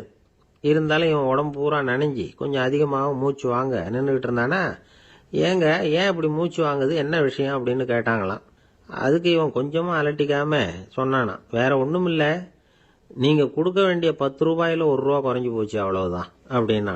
ஒரு ஆள் ராமகிருஷ்ணரை தேடி வந்தான். அவன் கையில் 1000 பொற்காசுகள் வச்சிருந்தான். அதை அவர்கிட்ட கொடுத்து இதை ஏற்றுக்கணும் அப்படின்னு ரொம்ப பணிவாக கேட்டுக்கிட்டான். அவர் பார்த்தார், இது எனக்கு தேவையில்லை, ஆனாலும் உன்னுடைய மனசை புண்படுத்துறதுக்கு நான் விரும்பலை, அதனால் நீ கொடுக்கறத வாங்கிக்கிறேன்னார். வாங்கிக்கிட்டார். அப்புறம் கேட்டார், இதை பாரு, இனிமே இதெல்லாம் என்னுடையது தானே அப்படின்னார். ஆமாம், அதையெல்லாம் நான் உங்களுக்கே கொடுத்துட்டேன் அவன். சரி, இப்போ நீ எனக்காக ஒரு காரியம் பண்ணணும்னார். என்ன செய்யணும்னு சொல்லுங்கன்னா, இந்த நாணயங்களையெல்லாம் எடுத்துக்கிட்டு போய் கங்கை நதியில் எரிஞ்சுட்டு வா அப்படின்னார். இவனுக்கு அதிர்ச்சியாக போச்சு. என்ன பண்ணுறது, இனிமேல் அது முடியாதுன்னு சொல்ல முடியாது. ஏன்னா அந்த நாணயங்களையெல்லாம் அவருக்கே கொடுத்துட்டான். இனிமேல் அதெல்லாம் இவனுடையது இல்லை. பேசாமல் அவ்வளவே அள்ளிக்கிட்டு ஆத்தங்கரைக்கு போனான். போனவன் ரொம்ப நேரம் திரும்பியே வரல. ராமகிருஷ்ணருக்கு சந்தேகம், என்ன ஆச்சு அந்த மனுஷனுக்கு, காசுகளோட அந்த கங்கையில் குதிச்சுட்டானா, போகும்பொழுதே ஒரு மாதிரியாக தான் போனான், போய் என்னன்னு பார்த்துட்டு வாங்க அப்படின்னார். அங்கே இருந்த ஒருத்தர் ஓடி போய் பார்த்தார்.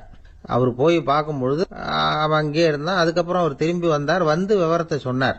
அதாவது அவன் கங்கை கரையில் உட்காந்துக்கிட்டு ஒவ்வொரு நாணயமா 1 2ன்னு எண்ணி எண்ணி வீசிக்கிட்டு இருக்கிறான். அவனை சுற்றி ஒரு கும்பல் நின்றுக்கிட்டு அவனை தடுத்துக்கிட்டு இருக்குது அப்படின்னு விவரத்தை சொன்னார் போயிட்டு வந்தவர். இதை கேட்டதும் ராமகிருஷ்ணரே புறப்பட்டு அங்கே போனாராம். என்ன இப்படி பண்ணிட்டு இருக்கிற, நான் உன்னை அந்த நாணயங்களை கங்கையில் வீசி எறிய சொன்னேன், நீ ஏன் அதை எண்ணிக்கிட்டு இருக்கிற அப்படின்னார். பழக்கம்தான் காரணம், நான் ஒவ்வொரு நாளும் ஒவ்வொன்றா சேமித்து வச்சேன், இன்னைக்கு என்கிட்ட நிறைய இருக்குது, உங்களுக்கு ஒரு 1000 நாணயங்களை கொடுக்கணுங்கிறது என்னோட ஆசை அப்படின்னா. இப்போ ராமகிருஷ்ணர் சொன்னார், ஒரே நேரத்தில் எல்லாத்தையும் சம்பாதிச்சிருந்தா நீ எண்ணுறது பொருத்தமாக இருக்கும், எல்லாத்தையும் இழக்கும் போது ஒவ்வொன்றா எண்ணிக்கிட்டு இழக்கிறதுங்கிறது சரியான செயல் இல்லை, அதனால் ஒரே தடவையாக எல்லாத்தையும் தூக்கி எறிஞ்சிடும் அப்படின்னார். இது இழப்பது அப்படிங்கிற ஒரு உயர்ந்த நிலை. இதை நாம் யதார்த்த வாழ்க்கையில் சம்பந்தப்படுத்தி பார்த்து குழப்பிக்கிட்டு இருக்கக்கூடாது. இழக்கிறேன்னு சொல்லிக்கிட்டு இருக்கிற காசையெல்லாம் ஆற்றுலையும் குளத்துலையும் கொண்டு போய் எறிஞ்சிட்டு வாங்க அப்படின்னு உபதேசம் பண்ணுறதாக யாரும் நினச்சிடக்கூடாது. இதில் நாம் புரிஞ்சிக்க வேண்டியது என்னென்னா, எதையாவது ஒன்றை இன்னொருத்தருக்கு கொடுக்கணும் அப்படின்னு விருப்பப்பட்டால் அதை மனப்பூர்வமாக கொடுத்துடணும். கொடுத்துட்டு அதையே நினச்சிக்கிட்டு இருக்கக்கூடாது. நம்மால் ஒருத்தர் ஒரு ₹100 நோட்டை தன்னுடைய நண்பர் ஒருத்தர்கிட்ட கொடுத்து, இது உனக்கு தான் வச்சுக்கோ அப்படின்னார். அவர் பார்த்தார், இது இனிமேல் எனக்கு தானே சொந்தம் அப்படின்னார். ஆமான்னார் இவர். அப்படின்னா எனக்காக நீ ஒரு உதவி செய்யணும்னார். சொல்லுங்க செய்கிறேன்னார் அவர். இந்த ₹100 நோட்டை தீ வச்சு கொளுத்தி விடுனார். இவர் அதிர்ச்சியாகி அவரை பார்த்தார். இப்போ அவர் சொன்னார், நீ எனக்கு அன்பா கொடுத்தது இது, இந்த நோட்டு கள்ள நோட்டுங்கிறது எனக்கு முன்னாடியே தெரியும், சீக்கிரம் கொளுத்தி விடு, அதுதான் நம்ம 2 பேருக்குமே நல்லது அப்படின்னாராம் அவர். திருப்பாவை 10ஆம் பாடல். நோற்றுச் சுவர்க்கம் புகுகின்ற அம்மனாய், மாற்றமும் தாராரோ வாசல் திறவாதார், நாற்றத்துழாய் முடி நாராயணன் நம்மால் போற்றப் பறைதரும் புண்ணியனால், பண்டொரு நாள் கூற்றத்தின் வாய் வீழ்ந்த கும்பகர்ணனும் தோற்றும் உனக்கே பெரும் துயில்தான் தந்தானோ, ஆற்ற அனந்தல் உடையாய் அருங்கலமே தேற்றமாய் வந்து திறவேலோர் எம்பாவாய். இந்த பாடலை நோன்பின் பெருமையால் கண்ணனை கையில் கனிபோல் அடைந்த ஒரு பக்திமிக்க பாவை எழுப்பப்படுகிறாள் என்றும் பார்க்கலாம். அல்லது தூக்கத்தையே நோன்பாக கருதி சோம்பி கிடக்கிற ஒருவளை கேலி பேசுவதாகவும் பொருள் கொள்ளலாம். இப்போது பாடலின் பொருளை முதலில் பார்ப்போம். நோன்பின் பலன் கைவரப் பெற்று அதன் விளைவாக சொர்க்கத்தையே அடைகின்ற பெண்ணே, அந்த சொர்க்கத்தினுள்ளே புகும் பெண் என்றாலும் உறக்கத்தை நோன்பாக கொண்டவளே என்று இன்னொரு பொருள். நீ வாயில் கதவைத்தான் திறக்கவில்லை, வாயை திறந்து பதில் கூடவா சொல்லக்கூடாது? மனம் நிறைந்த திருத்துழாய் துளசி மாலையை திருமுடியில் அணிந்திருக்கிற நாராயணன், நமது போற்றுதலை ஏற்று பலனை வழங்குகின்ற புண்ணியன், முன்னொரு காலத்தில் யவனுக்கு இரையாகி போன கும்பகர்ணன் உன்னுடன் தூக்கப் போட்டிக்கு வந்து தோற்று பெரிய தூக்கத்தை தன் தோல்வியின் அடையாளமாக உனக்கு வழங்கிவிட்டானா என்ன? மிகுந்த சோர்வும் சோம்பலும் ஏன் உனக்கு? இந்த குழுவுக்கே ஒப்பற்ற அணிகலன் போல விளங்குகிறளா அல்லவா நீ? படுக்கையை விட்டு தெளிவுடன் எழுந்து வந்து கதவை திற என்று வெளியில் நின்ற தோழியர் உள்ளே படுத்திருப்பவளை அழைக்கிறார்கள். இதுவே பாடலின் திரண்ட பொருள். இங்கே கேலியும் கிண்டலும் கூட ஒரு வகையான விளையாட்டாக எடுத்துக்கொள்ள ஒரு பகுதி இடம் கொடுக்கிறது. ஒரு பெண் சொல்லி இருக்கிறாள், நான் கடுமையான தவம் பண்ணி சொர்க்கம் போகப் போகிறேன் என்று இவர்கள் பேசிக்கொண்டிருக்கிற போது தோழிகளுக்கு மத்தியில் சொல்லி இருக்கிறாள். அவளை இப்போது எழுப்ப வந்திருக்கிறார்கள். ஆஹா அடியம்மா, நீ சொர்க்கம் போகிற லட்சணம் என்ன என்று எங்களுக்கு தெரியாதா? நோற்று சொர்க்கம் போகுகின்ற அம்மனாய், நீ தவம் பண்ணி சொர்க்கம் போவேன் என்று சொன்னாயே, இப்போது படுத்து கிடக்கிறாயே. இப்படி எடுத்துக்கொண்டால் அது ஒரு கேலியான கிண்டலான அவளை பற்றி பேசுகிற ஒரு விளையாட்டு பேச்சாக பொருளாகிறது. உண்மையிலேயே எடுத்துக்கொண்டால் அவள் உண்மையான கடினமான முயற்சி உடையவள், எல்லா நோன்புகளையும் சரியாக மேற்கொள்ளுகிறவள், நாளை வைகுந்தம் சேர வேண்டும் என்ற எண்ணத்தில் தன் வாழ்நெறியை அமைத்து கொண்டவள். எனவே நோற்று சொர்க்கம் போகின்ற அம்மனாய் பெருமைக்கு உரியவளே, நீ தவம் பண்ணி மேலே போவேன் என்று சொன்னாயே, இப்போது தூங்கிக் கொண்டிருக்கிறாயே என்று ரெண்டு வகையிலேயும் பாவத்தை மாற்றி பொருள் சொல்லக்கூடிய பாடல் வரி இது. சொர்க்கம் எது, நரகம் எது? ராமாயணத்திலே சீதா பிராட்டியார் சொல்கிறார், உன்னோடு இருப்பதுதான் எனக்கு சொர்க்கம். ராமனிடத்திலே சொல்கிறார், உன்னை பிரிந்தால் அது நரகமாக ஆகிவிடுகிறது. ஆகவே பெருமானோடு இருக்கிற நேரம்தான் சொர்க்கம். இவள் ஒருவேளை தன் தவத்தின் பலனால் பெருமாளோடு இருக்கிறவளோ? இறைவனுடைய நினைப்பே சொர்க்கமாகிறது, மறப்பே நரகமாகிறது. இது இன்னொரு சிந்தனை. இவளுடைய இயல்பு பக்குவம் காரணமாக உயர்ந்து போய் சாது கோஷ்டியில் சேர்ந்துவிட்ட காரணத்தால் சாமானியரோடு நமக்கென்ன பேச்சு என்ற எண்ணத்தில் வாயாடாமல் இருக்கிறாளோ என்பதை அடுத்த வரி நமக்கு புலப்படுத்தும். தனக்கு உரிய நல்ல கோஷ்டியிலே இருப்பது, சிறந்தவர்களோடு அந்த வர்க்கத்தில் இருப்பதுதான் சொர்க்கமாக மாறுகிறது. நீ அப்படி தகுந்த சாது கோஷ்டியிலே போய் சேர்ந்து விட்டதால் எங்களோடெல்லாம் பேசக்கூடாது என்பதற்காக மாற்றமும் தாராரோ, நீ பதில் தராமல் இருக்கிறாயா என்று ஒரு கேள்வி எழுகிறது. அம்மாடி, உன்னால் வீட்டு வாசல் திறக்க முடியவில்லை, வீட்டு வாசலே திறக்க முடியவில்லையே, உனக்காக வைகுந்த வாசல் திறக்கப் போகிறதா என்று இன்னொரு கிண்டல் பொருளும் அதற்குள்ளே இருக்கிறது. மாற்றம் தாராரோ வாசல் திறவாதார். ஒருவேளை உண்ணாவிரதம் மாதிரி மௌன விரதம் இருக்கிறாயா? அட, வாயில் திறப்பது கடினம், வாயை திறப்பது கூடவா கடினம்? வாசல் செம்மினால் வாயும் செம்ம வேண்டுமோ என்று வியாக்கியானத்திலே இந்த இடத்தை குறிப்பிடுவார்கள். நீ எழுந்து பேச வேண்டாம், கதவை திறக்கக்கூடாதா? கதவை திறக்க வேண்டாம், வாயாலாவது பதில் சொல்லக்கூடாதா? ஏன் இப்படி நீ இருக்கிறாய் என்று அந்த பெண்ணை கேட்பது போல் அந்த பாடல் அமைந்திருக்கிறது. அடுத்து நாராயணனை சொல்லுகிறார்கள். நாற்றத் துழாய்முடி நாராயணன். உலகத்திலேயே மிகப்பெரிய சிறப்பு துளசிக்கு உண்டு. பிறக்கும் போதே அது நறுமணத்தோடு பிறப்பது. அதனால்தான் பின்னாலே பாடுகிறார்கள், இருந்தவண்ணாகிலும் கொண்டு வீசுமினே. துளசி கிடைக்கவில்லை என்றாலும் பரவாயில்லை, துளசி இருந்த மண்ணை எடுத்தாவது எங்கள் மீது வீசுங்கள் என்பார்கள். ஒரு பெருமாள் கோயிலுக்குள் போகிற போது நமக்கு கிடைக்கிற மிகப்பெரிய இன்பமே அந்த திருத்துழாய் நறுமணம்.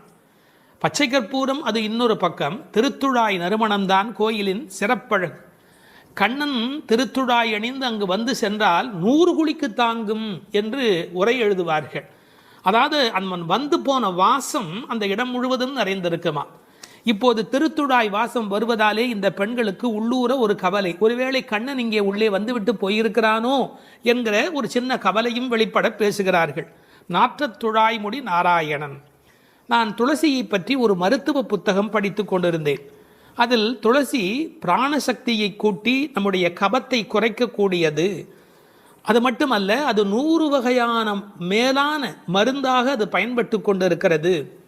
துளசி, கருந்துளசி, செந்துளசி, நாதுளசி என்று 4 வகையாக அது கிடைக்கிறது. பிராணசக்தியை கூட்டுகிறது என்பதற்காக அப்படியே எடுத்துக்கொள்ளுகிற போது அது முற்றிலுமாக ஒருவருடைய உடலை மாற்றி அமைக்கக்கூடியது. துறவரத்துக்கு போகிறவர்களுக்கு கூட துணை நிற்கக்கூடியது என்று ஒரு குறிப்பு எழுதி வைத்திருக்கிறார்கள்.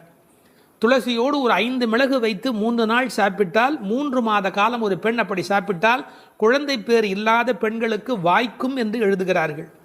9 மிளகு வைத்து அரைத்து 7 நாட்கள் வெறும் வயிற்றில் சாப்பிட்டால் எந்த விஷமும் உரியும் என்று எழுதுகிறார்கள். எனவே மருந்தல்ல, மாமருந்தாக விளங்குவது திருத்துழாய். அந்த நாற்றத்துழாய் முடி நாராயணன்.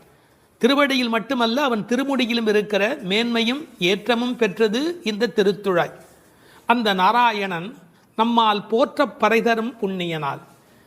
இந்த நம்மால் என்பதை நம்மால் என்று பிரித்து சொல்வார்கள், நம்மால் என்று சேர்த்து சொல்வார்கள். அதாவது நாம் இப்போது பாடினால் அவன் நமக்கு பறை தருவான், நம்முடைய மால் நமக்கு பறை தருவான்.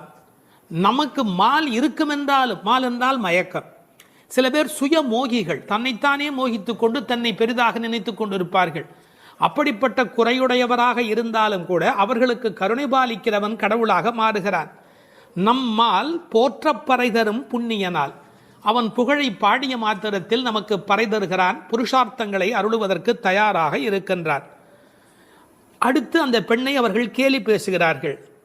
அப்படிப்பட்டவனை நாங்கள் பாடுகிற போது கூட நீ தூங்கிக் கொண்டிருக்கிறாயே, இது என்ன நியாயம்? பண்டொரு நாள் கூற்றத்தின் வாய் வீழ்ந்த கும்பகர்ணனும். இந்த பண்டொரு நாள் என்பதற்கு நேரடியாக நீங்கள் பொழிப்புரை எழுதினால் முன்பு ஒரு நாள், அதாவது ராமாயணம் முன்னர் நடந்தது. அப்படி முன்பொரு நாள் நடந்த ராமாயண யுத்தத்தில் கும்பகர்ணன் தோற்று விழுந்தான். இது வெளிப்படையான பொருள். ஆனால் ஒரு நயம் இருக்கிறது.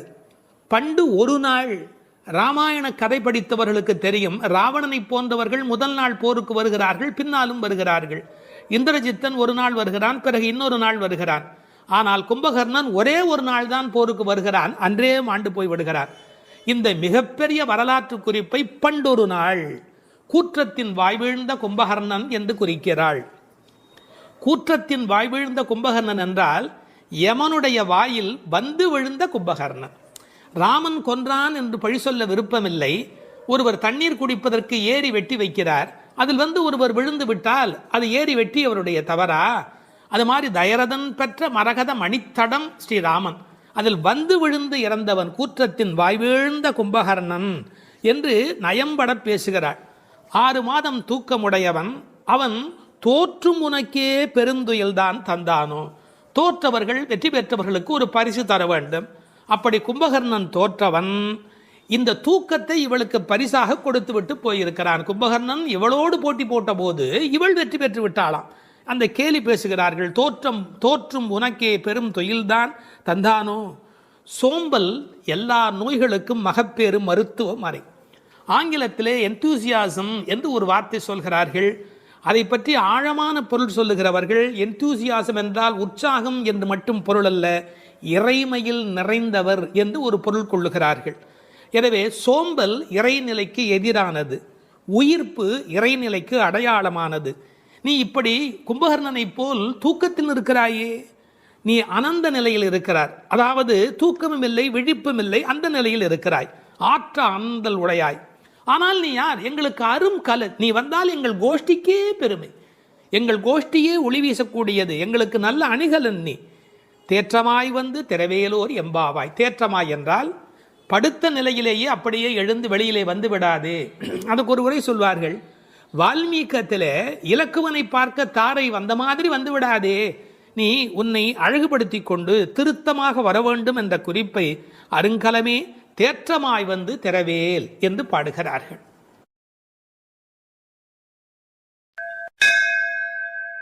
திருப்பாவை 11ஆம் பாட்டு. கற்றுக்கரவை கணங்கள் பல கறந்து செற்றார் திரளழியச் சென்று செரு செய்யும் குற்றமொன்று இல்லாத கோவலர்தம் பொற்கொடியே புற்றரவு அல்குல் புனமையிலே போதராய். சுற்றத்து தோழிமார் எல்லாரும் வந்து நின் முற்றம் புகுந்து முகில் வண்ணன் பேர் பாட, சிற்றாதே பேசாதே செல்வப் பெண்டாட்டினி எற்றுக்கு உறங்கும் பொருளேலோர் எம்பாவாய்.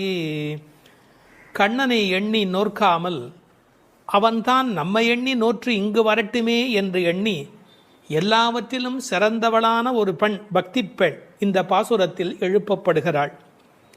எல்லாமே கன்றுகள் போல இளமையான பசுக்கூட்டங்கள், பலவற்றை கறப்பதில் ஈடுபட்டு உள்ளவர்கள் இந்த கோபாலர்கள். பகைவர்கள் வந்துவிட்டால் அவர்கள் இருக்கும் இடத்திற்கு சென்று அவர்களது திறமை அழியும்படி போர் புரிய வல்ல குற்றமற்ற போர் வீரர்களை பெற்ற ஆயர் குலத்திலிருந்து வந்த பொன்கொடி போன்றவள் இந்த பெண். புற்றிலே உள்ள நாகத்தின் படம் போன்ற மறைவிடத்தையும் காட்டில் உலவும் மயில் போன்ற சாயலையும் உடையவளே, எழுந்து வா.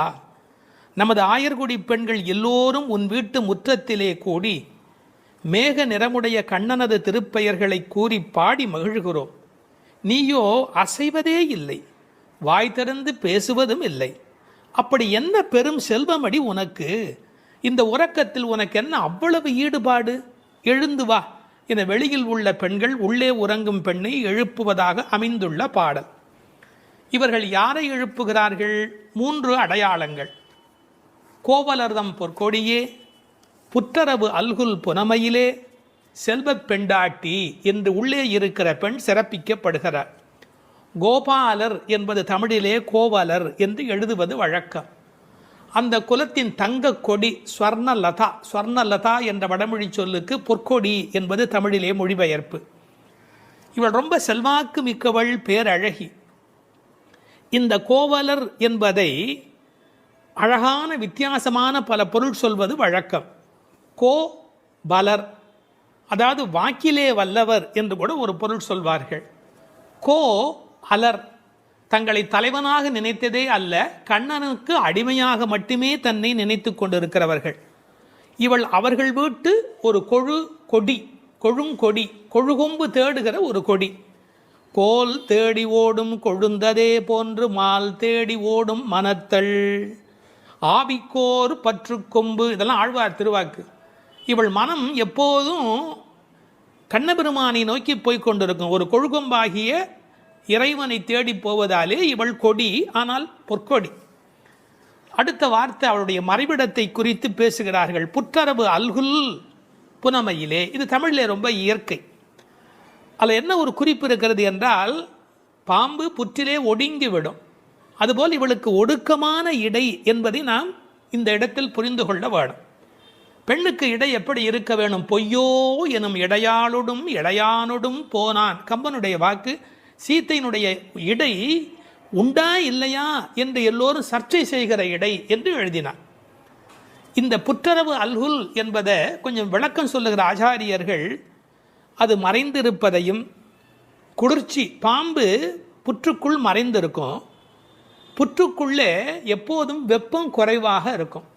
நான் ஒரு குறிப்பு படித்தேன், 23 டிகிரி செல்சியஸ் அந்த சூட்டில் தான் உள்ளே இருக்குமா பாம்பு குடியிருப்பதற்கு விரும்புமா. ஏர் கண்டிஷன் ரூமில் இருக்கிற மாதிரி அந்த குளிர்ச்சி இருந்தால்தான் அது அங்கே இருக்குமா.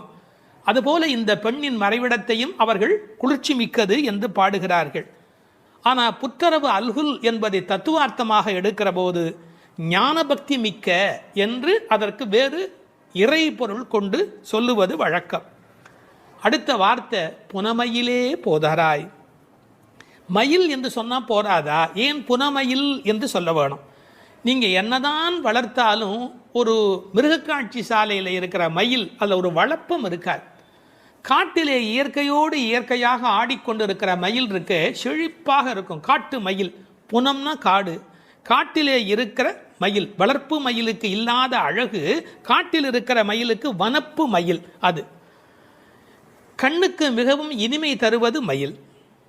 கருங்கண் தோகை மயில் பீலி அணிந்து, கண்ணபெருமான் மயிலை விரும்புகிறவன், அதான் தலைமையிலேயே சூடிக்கொண்டிருக்கிறான். எனவே இவளை விரும்புவதற்கான வாய்ப்பு அதிகம். இன்னொரு கோணத்தில் பிரதிவாதி பயங்கரம் சுவாமிகள் ஒரு அருமையான கருத்து சொல்வார்கள். ஆச்சாரியனை குறித்து அவர்கள் எல்லா பாடலுமே ஆச்சாரியனோடு தொடர்பு படுத்தி பேசியிருக்கிற ஒரு பேச்சு, அற்புதமான பேச்சு அது. அந்த மயிலுக்கும் ஆச்சாரியனுக்கும் என்ன தொடர்பு என்று அனுபவிக்கிறார்கள். ஆனந்தம் வந்து விட்டால் மயில் தோகை விரிக்கும். ஆச்சாரியனும் அப்படித்தான், ஆனந்தம் வந்து விட்டால் தன்னுடைய வாக்கில் விஸ்தாரமாக பல பொருள்கள் சொல்ல தொடங்கி விடுவார். மயிலுக்கு விஷப்பூச்சிகள் அண்டாது, அதுபோல் ஆச்சாரியனிடத்திலே தீய சக்திகள் சேராது. மயில் பீலி கண்ணன் தலைமையிலே இருக்கும். ஆச்சாரியன் ஏதேனும் ஒன்று சொன்னால் கண்ணன் தலைதுலுக்கி அதை அனுபவிப்பானா, அப்படி என்று அனுபவிப்பானா. எனவே தலைமேல் வைத்து கண்ணனே கொண்டாடுகிறான் ஆச்சாரியனுடைய வாக்கு. பாம்பு பயந்து ஓடும், விஷத்தன்மை உடையவர்கள் ஆச்சாரியனை பார்த்தால் விலகி ஓடி விடுவார்கள் என்று என்ன அழகு பாருங்கள். முழுக்க இந்த புனமையிலே என்பதை ஆச்சாரியனோடு சம்பந்தப்படுத்தி பேசுவார்கள் ஸ்ரீ பிரதிவாதி பயங்கரம் அண்ணங்கராச்சாரிய சுவாமிகள். இந்த புனமையில் என்பதில் இன்னும் ஒரு அழகு, மயில் புனத்தை சிறப்பிக்கிறது. காட்டுக்கு அழகு அப்படின்னா மயில் தான் காட்டுக்கு அழகாக இருக்கிறது. அது மாதிரி எங்கள் கூட்டத்துக்கு நீ புனமயில், எங்கள் கூட்டம் காடு போல நீ வந்தால்தான் எங்களுக்கு அழகு என்பதை புனமயில் என்பது குறிப்பிட்டது. நீ வந்து கதவை தர, ஏன் மயில் நடப்பதை பார்க்க வேண்டும் அல்லவா, மயில் நடந்து வருகிற அழகை நாங்கள் அனுபவிக்க வேண்டும் அல்லவா, எனவே உன் மயில் நடை காண வேண்டும், வாராய். செல்வ பெண்டாட்டி என்று விழிக்கிறார்கள். அடுத்தது, இவள் தலைமகள், குலம் தரும் செல்வம் தந்திடும் என்கிற அத்தனை செல்வமும் உடையவள், கண்ணனுக்கு மிக மிக வேண்டியவள். கண்ணனுடைய அழகை பற்றி சொல்லுகிற போது உரையாசிரியர் எழுதுவார், அது ஆண்களை பெண்களாக்கும், பெண்மையுறச் செய்யும் அன்று. அது மாதிரி இவள் அழகு எப்படி என்றால் பெண்களை ஆண்மையுறச் செய்யும் பேரழகு, செல்வ பெண்டாட்டி என்று சிறப்பித்தார்கள். இப்போ அந்த ஆயர்பாடியிலே அவர்கள் கறந்து பால் கறந்து அவர்கள் எப்படி வாழ்கிறார்கள் என்ற தன்மை பேசப்படுகிறது. கற்று கறவை கணங்கள் பல கறந்து, கன்று உடைய கறவை, ஏன்னா கன்றுக்குட்டி இருந்தால் தான் அது பால் ஈனும். சார் அந்த ஆச்சரியம் என்ன என்று கேட்டால் அங்கே கிழட்டு மாடே கிடையாது, எப்போதும் இளமையுடைய மாடு தான் அங்கே இருக்கும். எனவே அது கற்று கறவை கணங்கள் பல கறந்து, எக்கச்சக்கமான மாடுகள். இந்த ஆயர் சலிப்பதே இல்லை. பரதநாட்டியம் கற்றுக்கொள்கிற பெண்களை சொல்வார்கள், மண்டி போட்டு பாரு அப்படிம்பாங்க. அது மாதிரி பால் கறக்கிறவர்கள் குத்த வச்சு உட்காந்து பால் கறப்பார்கள். எக்கச்சக்கமான ஸ்டாமினா, உடல் பலம் இருந்தால் தான் தொடர்ந்து உட்காரவே முடியும். நீங்கள் சாதாரணமாக உட்காந்துடலாம், ஆனால் குத்த வச்சு உட்காரது இருக்கும் பாருங்க. பரதநாட்டியம் ஆடுகிறவர்களுக்கு முதல் பயிற்சி அதுதான். பால் கறக்கிற அந்த கோபாலர்களுக்கு இயல்பிலேயே வரிசையாக மாட்டை கறந்து உடல் பலம் எக்கச்சக்கமாக இருக்கும். பல கறந்து, இந்த கன்று என்பதை கற்று என்று எழுதுகிறார்கள். ஏன்னா மெல்லினமாக தான் இருக்கணும் கன்று. அது எப்படி வல்லினம் ஆயிட்டுனா கண்ணுக்குட்டி மாதிரியா இருக்குது, அதுவே அவ்வளோ வலிமையாக துள்ளி குதிச்சுக்கிட்டு இருக்குது. அப்புறம் கன்றுன்னு எப்படி சொல்கிறது, அது கற்று. இதுக்கும் ஆழமான ஒரு உரை சொல்லுகிற வழக்கம் எப்படின்னா, கல்வி கற்று அப்படின்னா கல்வியின் மூலமாக. அதாவது இது கண்ணுக்குட்டி அப்படிங்கிற அர்த்தத்தை தாண்டி நிறைய கல்வி கற்ற சிஷ்ய கோடிகளோடு ஆச்சாரியன் வருகிற பேரழகு, இப்படி ஆச்சாரியனோடு சம்பந்தப்படுத்தி அந்த பாடலுக்கு விளக்கம் சொல்வது உண்டு. பசுவினுடைய சிறப்பை சொல்வதாக இருந்தால் அந்த கோதூளி, அதனுடைய கால் தூசிக்கு பெருமை அதிகம். அந்த பசுவினுடைய அந்த கொட்டில் இருக்கு இல்லையா, மாட்டு கொட்டில், அங்கே போய் உட்காந்தா மன அமைதி கிடைக்கும். வாழ்க்கையில் மனதில் ரொம்ப அதிக துன்பம் உடையவர்கள் பசுக்கள் குடியிருக்கிற கொட்டிலில் போய் பசுக்களை தொட்டு தடவி கொஞ்ச நேரம் அங்கே இருந்தால் அடைய முடியாத அமைதி அடைவார்கள், நோயிலே இருந்து நீங்குவார்கள்னு இப்போ கண்டுபிடிச்சிருக்கிறாங்க. இப்படி ஒருவரே பல மாடு கடந்து எடுக்கக்கூடிய உடல் பலம் உடையவர்கள். ஆனால் வெறும்னா பால் கறக்கிற ஆட்கள்னு நாம் நினைக்கக்கூடாது. எதிரிகள் யாராவது, எதிரினா இவங்களுக்கு கிடையாது, கண்ணனை எதிர்க்கிறதுக்கு யாராவது வந்தால் செற்றார் திரளழிய சென்று செரு செய்யும். வேடிக்கையாக சொல்லுவாங்க, என் ஏரியாவுக்கு வாடா பார்த்துக்கிறேன் அப்படின்னு. அது மாதிரி சிங்கத்தை குகையிலேயே சந்திப்பது போல எதிரிகளுடைய கோட்டைக்கு உள்ளேயே புகுந்து அவர்களை அடித்து நொறுக்குவார்கள். கிருஷ்ணனுடைய எதிரிகளை தங்கள் எதிரிகளாக நினைத்து கொள்வார்கள். செற்றார் திரளழிய சென்று செரு செய்யும். ராமனை பற்றி பாடும்போது சென்று அங்கு தென்னிலங்கை செற்றாய் திரள் போற்றினாலே, இந்த ஆயர்பாடியில் இருக்கிற கோபாலரும் சென்று சண்டையிடுகிறவர்கள், குற்றமொன்றில்லாத கோவலர். அவங்களுக்கு இடக்கை வழக்கை தெரியாது. படித்து வந்தாலும் சார் விஷமம் பண்ணுவான், கல்வி உள்ளவன் தானே அதிக வம்பு பண்ணுவான், இவங்களுக்கு எந்த குற்றமுமே கிடையாது. அப்படிப்பட்ட கோவலர்தம் பொற்கொடியே சுற்றத்து தோழிமார் எல்லாரும் வந்து அத்தனை பேரும் வந்துட்டோம். உன் வீட்டு வாசல்ல நிற்கிறோம். தேக பந்துக்கள், ஆத்ம பந்துக்கள் என்று எல்லாருமா நாங்கள் உன் வீட்டு வாசல்ல வந்து நிற்கிறோம். நீ முற்றம் புகுந்து முகில்வண்ணன் பேர் பாட. உங்க வீட்டு கதவை திறந்து நாங்கள் தொட்டி முற்றத்துக்குள்ளேயே வந்து நிற்கிறோம். வீடு கட்டுகிறவர்கள் பழைய காலத்தில் படி, நடை, கூடம், முற்றம், பின்னால் இருக்கிற இடம் வெளி என்று கட்டுவார்கள். நாங்கள் படியை தாண்டி நடையை தாண்டி வீட்டு முற்றத்துக்குள்ளே வந்து பாடுகிறோம். இன்னும் உன் காதில் கேட்கலையா? அணியரங்கன் திருமுற்றத்து அடியார் தங்கள் இன்பமிகு பெரும் குழுவும் கண்டு. பெருமாள் திருமொழியில் இருக்கிற வாக்கு. ரங்கநாதனுடைய முற்றத்தில் வந்து நின்று கொண்டு பாடுவார்கள். அதுபோல நாங்கள் இப்போது பாடிக்கொண்டிருக்கிறோம். முற்றம் புகுந்து முகில் வண்ணன் பேர் பாட. ஒரு அழகு சொல்லட்டுமா? உன்னை புனமயில் என்று வர்ணிக்கிறார்கள். மயில் எப்போ ஆடும்? முகில் பார்த்தா ஆடும். கண்ணன் முகில் வண்ணன், நீ புனமயில், அவனுக்கென்று ஆடப் பிறந்தவள். முகில் வண்ணன் பேர் பாட சிற்றாதே. சிற்றாதேன்னா அசையாம கிடக்கிறமா, நீ உடம்பு கூட அசையில. நாங்கள் இவ்வளோ பேர் பாடுறோம், ஒரு குலுங்கல் ஒன்றுமே இல்லையே. பேசாதே, பதிலும் நீ பேச மாட்டேங்கிற. செல்வ பெண்டாட்டி, ரொம்ப உனக்கு நாம் கண்ணனுக்கு வேண்டியவன் அப்படிங்கிற ஒரு ஒரு கர்வம் வந்து விட்டதா? செல்வ பெண்டாட்டி நீ எற்றுக்கு உறங்கும் பொருள் ஏலோர் எம்பாவாய். உறக்கத்தில் அர்த்தமே இல்லையேடி, அர்த்தமில்லாத தூக்கத்தில் போய் ஆழ்ந்து கிடக்கிறாயே என்று பேசுவதாக அமைந்திருக்கிறது இந்த பாடல்.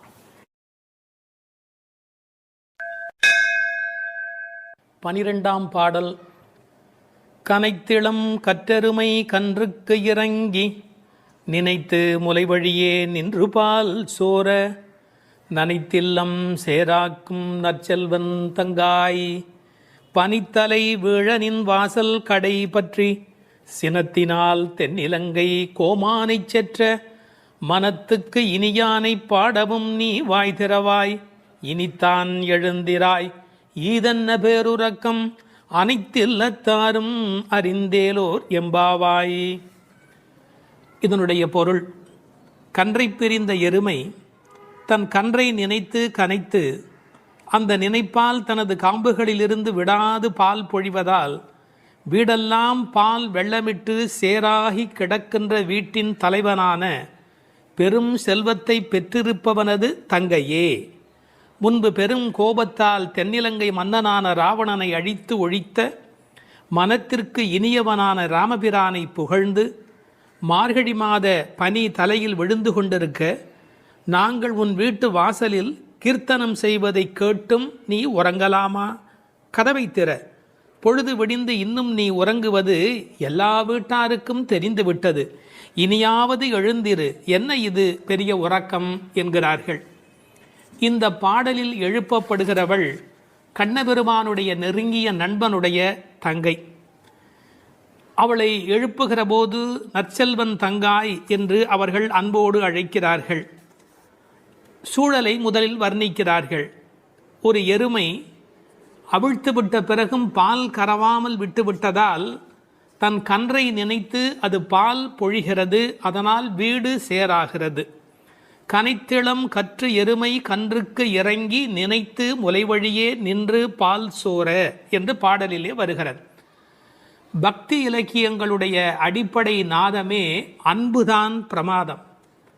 உண்மையிலேயே வாழ்க்கை ஒரு அறிவுபூர்வமான ஏற்பாடு அல்ல, அது அன்பு பூர்வமான ஒரு ஏற்பாடு.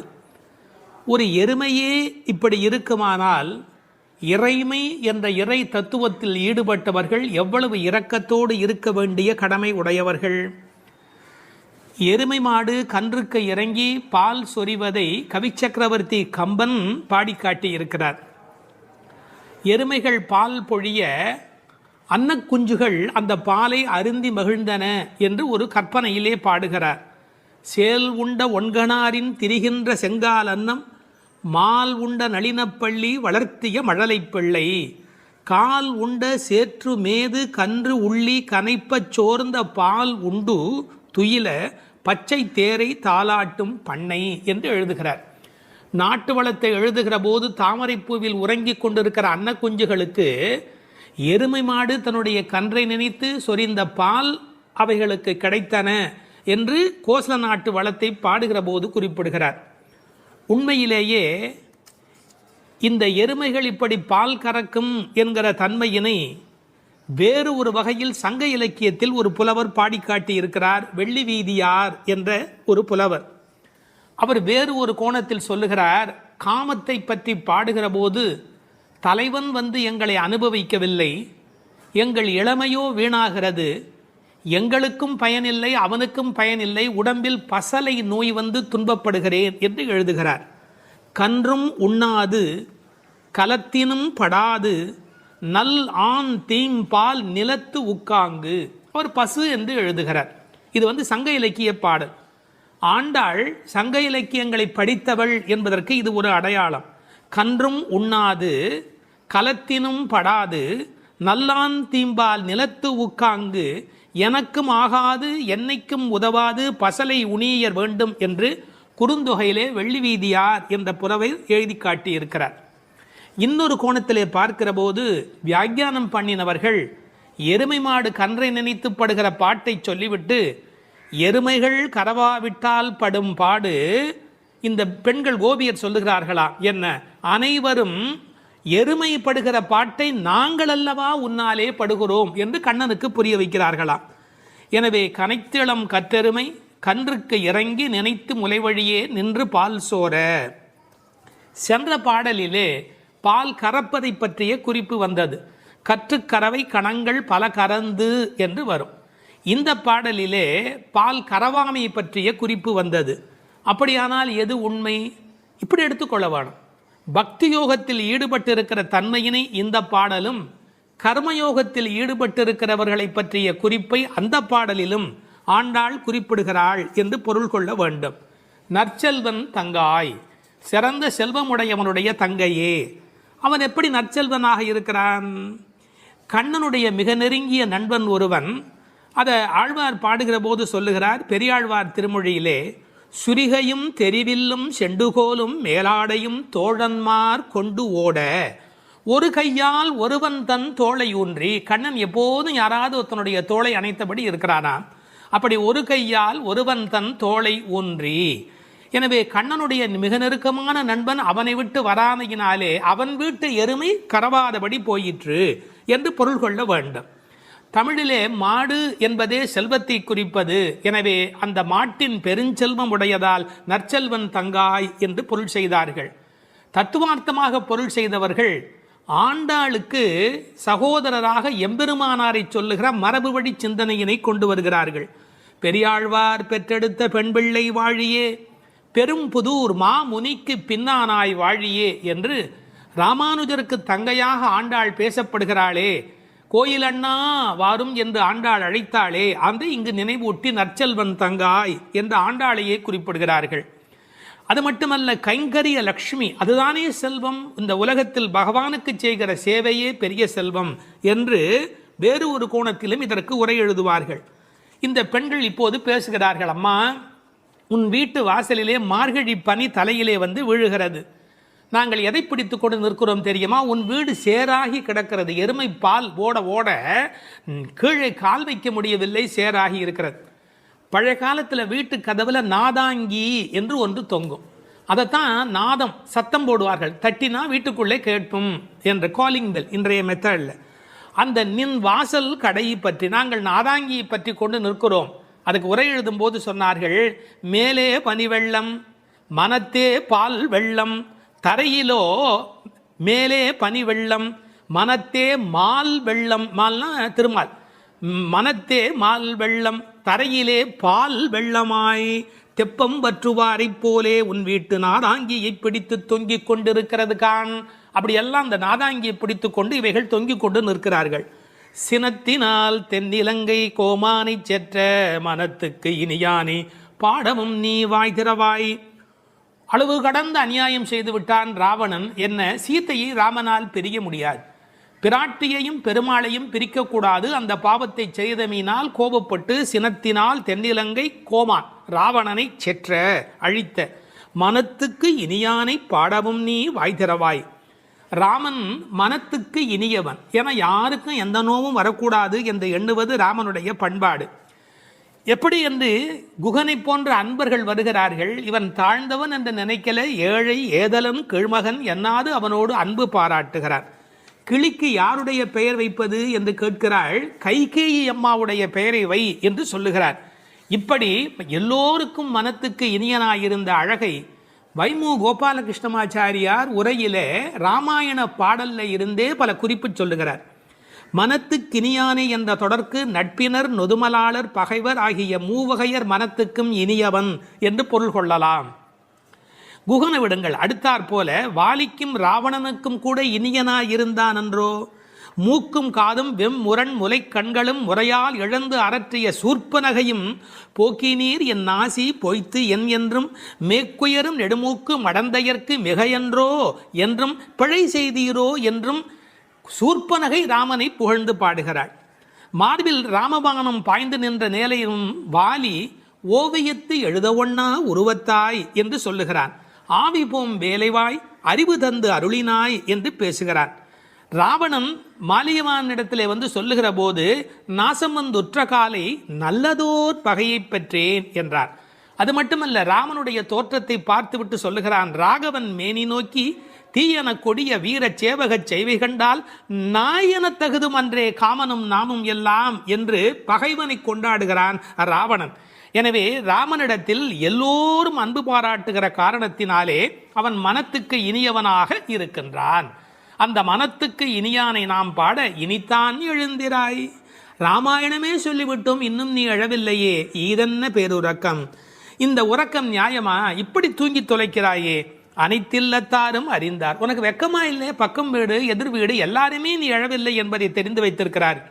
மனிதர்களுடைய இயல்பு தன்னை பற்றி அக்கம் பக்கம் என்ன நினைக்கும் என்கிற ஒரு கூச்ச சுபாவம் உண்டு. அதை இந்த இடத்துல எடுத்து சொல்லி அனைத்தில்லத்தாரும் அறிந்து என்று உரை எழுதினார்கள். ராமானுஜரை நினைவூட்டி உரையிலே இன்னொரு குறிப்பு சொன்னார்கள். திருக்கோஷ்டியூர் கோபுரத்தின் மேல் ஏறி திருவெட்டெழுத்தினுடைய பொருளை ஓரான் வழி உபதேசமாக வருகின்ற ஒன்றை கூட எல்லாரும் அனைத்தில்லத்தாரும் அறியும்படியாக சொன்னவர் ஸ்ரீ ராமானுஜர் அல்லவா? அவரை இந்த இடத்தில் நினைவு கூர்ந்து இந்த பாடல் நிறைவு பெறுகிறது.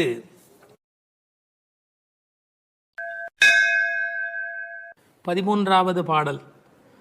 புள்ளின்வாய் கீண்டானே பொல்லா அரக்கனை கிள்ளிக் களைந்தானே, கீர்த்திமை பாடிப்போய் பிள்ளைகள் எல்லோரும் பாவை களம் புக்கார், வெள்ளி எழுந்து வியாழம் உறங்கிற்று புள்ளும் சிலம்பினகான், போதறிக் கண்ணினாய் குள்ளக் குளிரக் குடைந்து நீராடாதே பள்ளி கிடத்தியோ, பாவாய் நீ நன்னாளால் கள்ளம் தவிர்ந்து கலந்தேலோர் எம்பாவாய். கண்ணழகு படைத்த பெண் ஒருத்தியை இப்பாசுரத்தால் எழுப்புகிறார்கள். மலரில் உள்ள வண்டுகள் போன்று அழகிய கண்களை உடையவளே, கொக்கு வேடத்தில் வந்து வாயை பிளந்து கண்ணனை விழுங்க எண்ணிய பகாசுரனை அவன் வாயை கிழித்து அழித்த கண்ணபெருமான், கொடியவனான ராவணரது தலைகளை அறுத்து அழித்த ராமபிரான், அவர்களது வீர வரலாறுகளை பாடிக்கொண்டு இளம்பெண்கள் எல்லோரும் பாவை நோன்புக்குரிய இடத்திற்கு எப்போதோ சென்று விட்டனர்.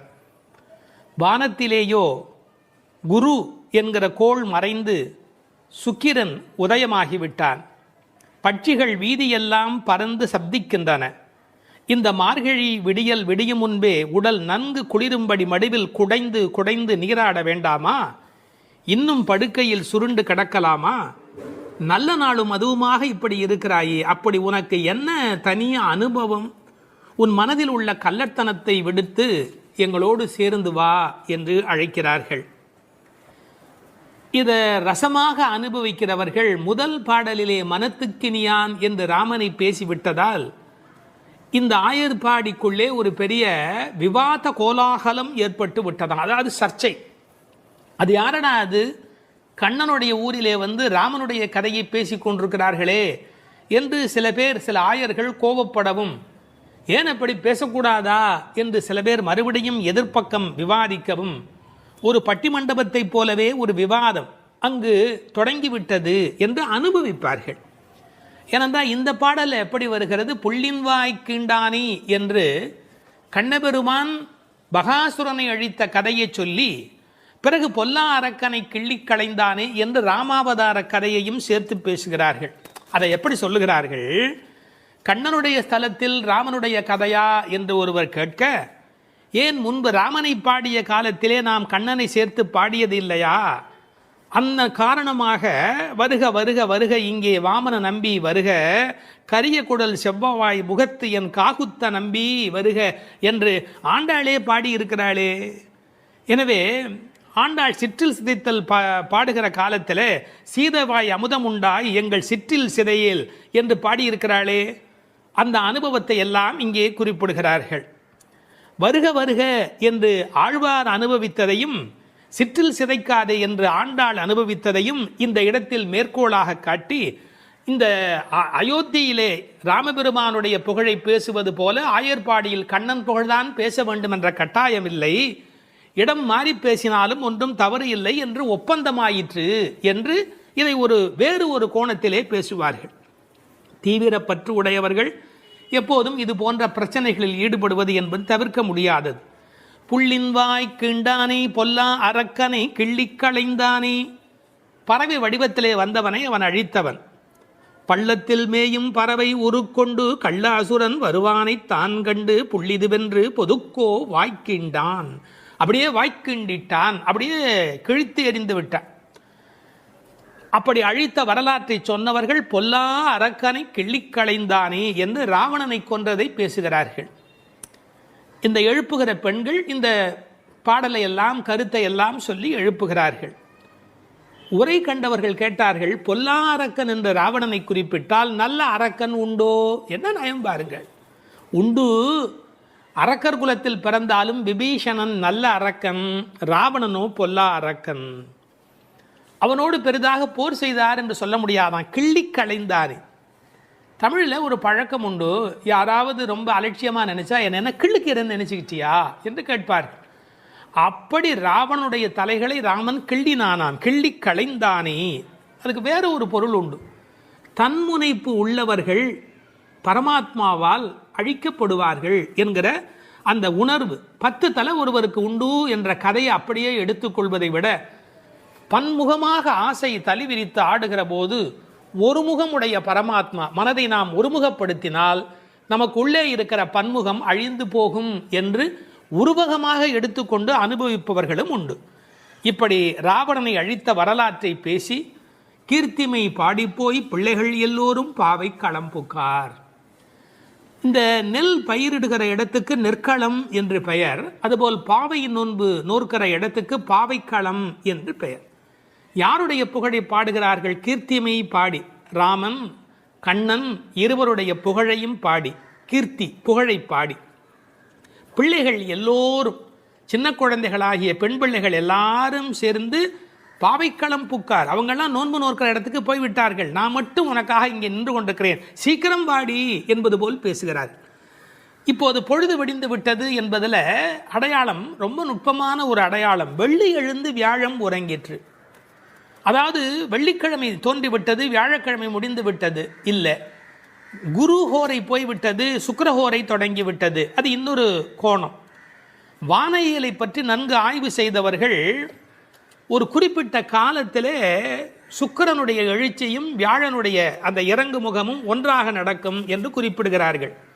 சுஜாதா அவர்கள் இதை வைத்துக்கொண்டு கிபி 885 என்று உறுதி செய்ய முடியும் என்று ஒரு கட்டுரையிலே எழுதியிருக்கிறார்கள். ஆனால் வேறு சிலரோ கிபி 8ஆம் நூற்றாண்டில் ஒரே ஒரு முறை மட்டும் அதிகாலை பொழுதில் சுக்கிரன் எழுவதும் குரு மறைவதும் ஒரே வேளையில் நிகழ்ந்துள்ளது.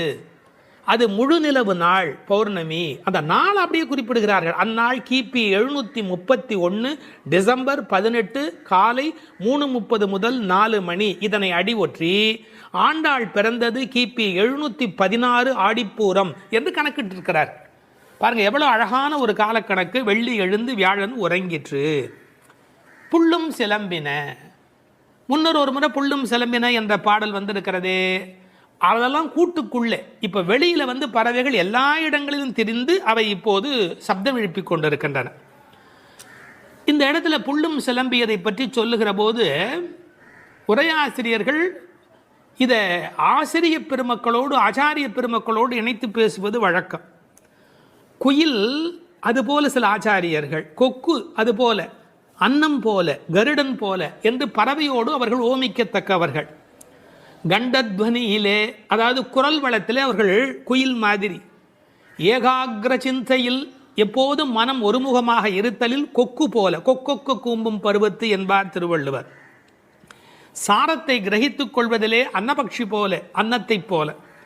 கைங்கரியம் என்ற தொண்டு செய்வதிலே கருட பட்சியைப் போல, பல்லடிமை திறத்தினாலே என்று பறவையை அப்படியே அடியார்களோடு ஒப்பிடுவதும் வழக்கம்.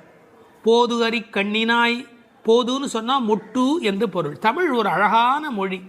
அரும்பு, முகை, முகிழ், மொட்டு, மலர்.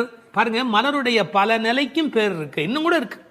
அதாவது வெளியில் புறப்படுவது அரும்பு, கொஞ்சம் மேலே வந்தால் அது முகை, கொஞ்சம் அது இதழ் திறக்க ஆரம்பித்தா அது முகிழ், அது நல்ல விரிந்து விட்டால் தான் அதுக்கு மலர் அப்படின்னு பேர். ரெண்டுக்கும் நடுவில் இருக்க போது போதுன்னு பேர். அந்த போது அது போன்ற கண்களை உடையவள், அதில் வண்டு உட்கார்ந்திருப்பதை போன்ற கண். ஐயா, வெள்ளையாக கண்ணில் ஒரு பகுதி இருக்குது, கருப்பாக ஒரு பகுதி இருக்குது. அது வெள்ளையாக இருக்கிற மலர், அதன் மேலே கருப்பாக இருக்கிற வண்டு உட்கார்ந்திருக்கிற தன்மையினை போதறி கண்ணினாய் என்ற ஓமையாக குறிப்பிட்டார்கள். குளிக்கிறது எப்படி குளிக்கணுமா? குள்ள குளிர குடைந்து நீர் ஆடு. அப்படி ஆடாதே, பள்ளிக்கிடத்தியோ பாவாய் நீ. இந்த பெண்ணம்பெரிய அப்படிங்கிற ஒரு சொல்லாட்சி உண்டு. அதுபோல குள்ள குளிர என்ற வார்த்தையை